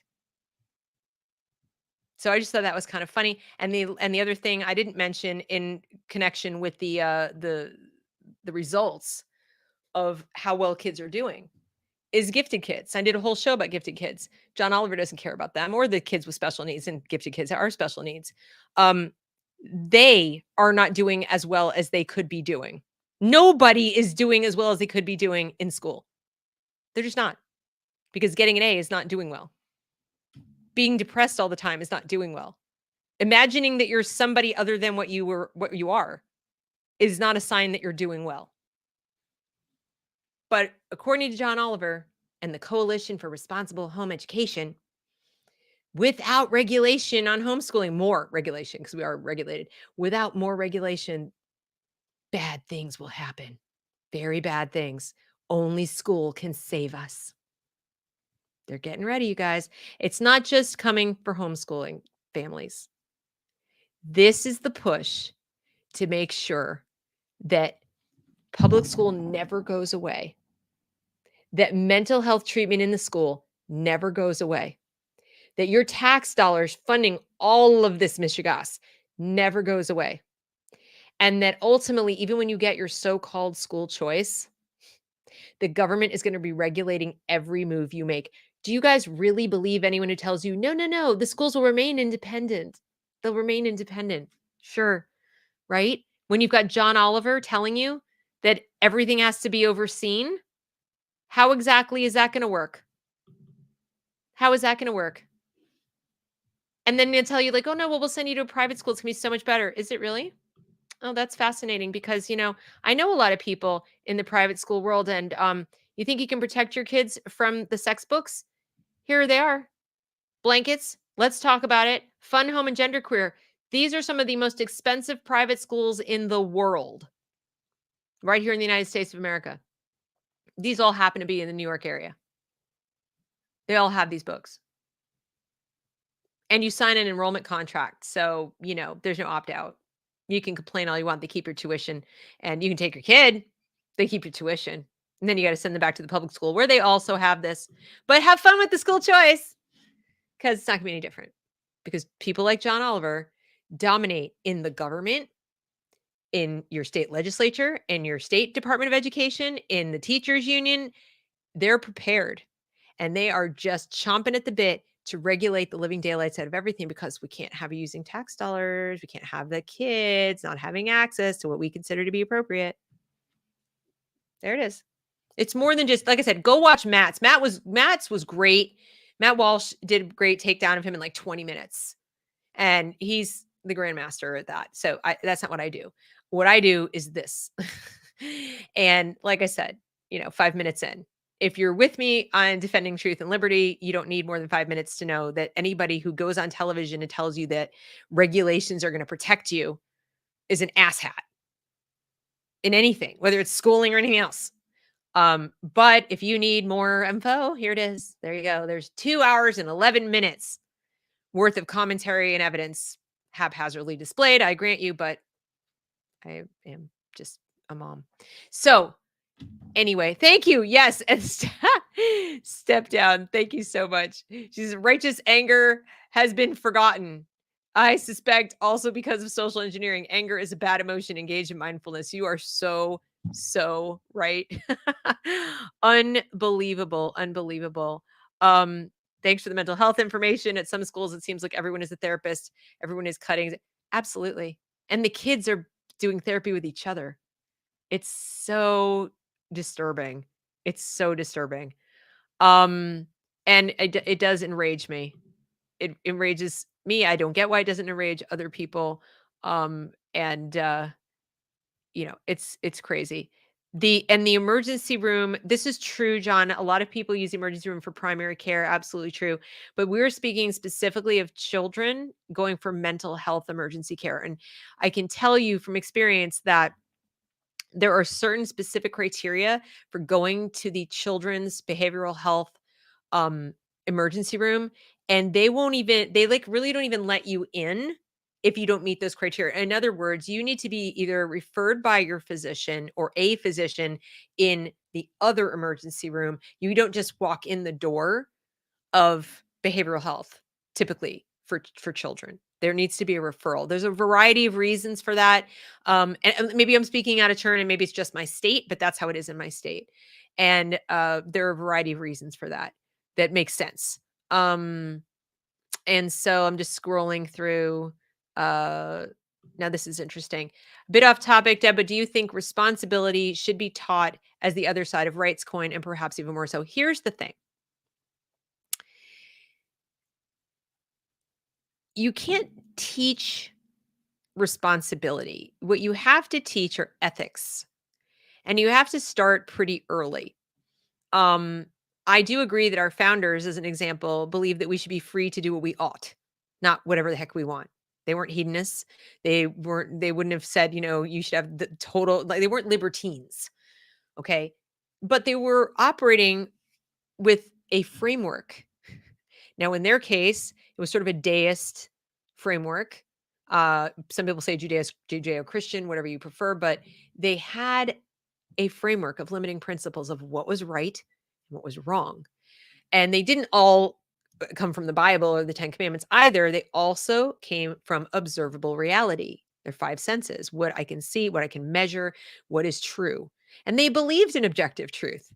And therefore, they taught it to their children, and they did it through a variety of means. They did it through raising them up with things like the Ten Commandments and the Bible and so forth, but they also did it with, fables and stories and literature and poems and so on that essentially taught moral tales. They transferred the morality of good and evil and right and wrong and responsibility through stories. And the themes were classic. They could pass the test of time, whether it's, the fox and the grapes or this or that. You didn't have to be of the 18th century or whatever, or even the 19th. You can get it. You get the message. And these were typically shared by parents, not school. And the parents would reinforce that or refer back to the member in the story. And so then the parents themselves were also modeling. And I don't mean to sugarcoat and romanticize the past. There were obviously horrible people in the past too. They didn't do any of this. But what I'm saying is that if you do these things, and this is what our founders wanted us to do, and the majority of people back then did. You had your obvious exceptions, but the majority did. And you have people who grow into adults who have some understanding that with these freedoms come responsibility, and those who didn't, reality would catch up with them, wouldn't it? So if you decide I'm going to be a criminal, I'm going to commit fraud, I'm going to rob, steal, kill, commit adultery, do those things, reality would be right there to smack you in the ass and not understand. And people felt free to shame you for it. Yes, shame you. Oh, you stepped out on your spouse 17 times in the last year and the whole town knows about it. Shame on you. Shame on you. Okay, there was no we need to understand and maybe she's a bitch. Okay, it wasn't, is one person really enough for any one person? There wasn't, those old mores are so old-fashioned. We're our own worst enemy. So we act like these social standards, mores, customs, if you will, traditions served no purpose. They served a purpose. They put some boundaries on our behavior that also happened to align with what was pretty healthy and would keep a family intact and keep children on the straight and narrow path and keep them from committing crimes and using drugs and doing other assorted things they shouldn't do. And so you abandon these things, you tear them down, you deconstruct all these social constructs at your own risk. And that's why I say when you decentralize that by letting people homeschool, you also decentralize the risk. So if mom and dad want to live in a hippie commune over here and do whatever and sleep with whomever and smoke pot all day and blah, blah, blah, the risk to their children that maybe not teaching the best lesson in the world.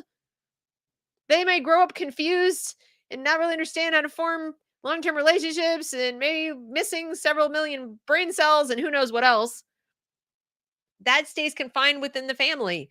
And as tragic as it is for that child, if it doesn't work out okay, because some kids grow up like the way and everything's fine. I'm not saying it's a given. I'm just saying, like, let's say it went the other way and it was great. Super. But if there's risk, it's local. It is decentralized into their family with their choices, which are theirs to make by right, by natural right. But once you you conscript everyone's children into one system and say you will all learn these things this way, and you will all demonstrate that you agree with it, do it, etc. And if you complain, you're a domestic terrorist, etc. You are not only centralizing and spreading risk to as many people as possible. That, you know, what if we're wrong? They were wrong about Lucy Calkins. They were wrong about doing away with phonics. Look what happened. 54% literacy. Oopsie.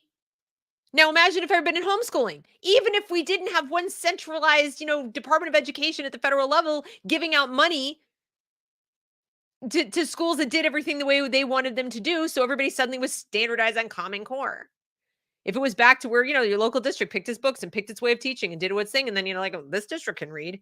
I don't know what y'all's problem is. Okay. You still have some kids who can read in the country. We've gone the other way. These authoritarian fascist control freaks think that the way to make everything better is to treat us all exactly the same. That is not how the country was founded and grew. That is not at all how you mitigate risk. It's easier for top-down control. It's easier for command and control.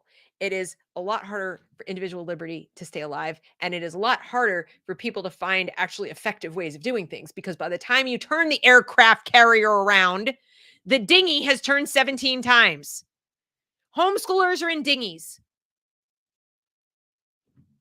Our biggest threat is the swell from the aircraft carrier, you know, like turning. But if we stay away from the aircraft carrier, we've got a chance. They're going to take years. An entire generation or more is going to be sacrificed to their mistakes. That is not, regulation doesn't make anything better, you guys. Anyway, all right, now I need some water. You guys are awesome. I appreciate you. I appreciate you. I appreciate you. Thank you so much for being here for this. I feel actually better. This was cathartic. I probably would have screamed to an empty screen, but having you here has actually been better. Please like, share, subscribe if you you know, if you enjoyed this, if you think other people would benefit from it, they can probably watch or listen to it in spurts. It's a lot, you know, you can tell them it's a lot. I know it's a lot. And if you are so inclined or have a Discord account already or are willing to get one, I hope you will consider joining me over here at the Reason We Learn community, which is my new community on Discord.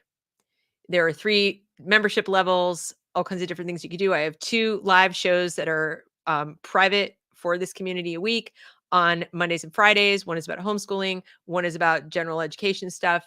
And the I do 2 community calls a week on Monday and Wednesday. And those are like, I'll sit there and wait if anyone shows up and we can chat. And if you don't show up, that's fine. But they're all at 1:00 in the afternoon, East Coast time. And then there are other benefits as well. I do have merchandise. And as somebody mentioned, you can join YouTube. And I so greatly appreciate my YouTube members here. I do. And what I do is I record the private shows that I do for this group. And I do post them up to the membership of the channel. But YouTube takes a bigger cut. So this woke screen Discord, where you can either watch them live or I post the recording as well. The majority of the membership goes to me. It doesn't go to YouTube. They take like 30% or something. So if that kind of thing matters to you, you know, those are the differences. Anyway, thanks again, you guys. I hope you have a wonderful rest of your day, and I will see you later. Bye.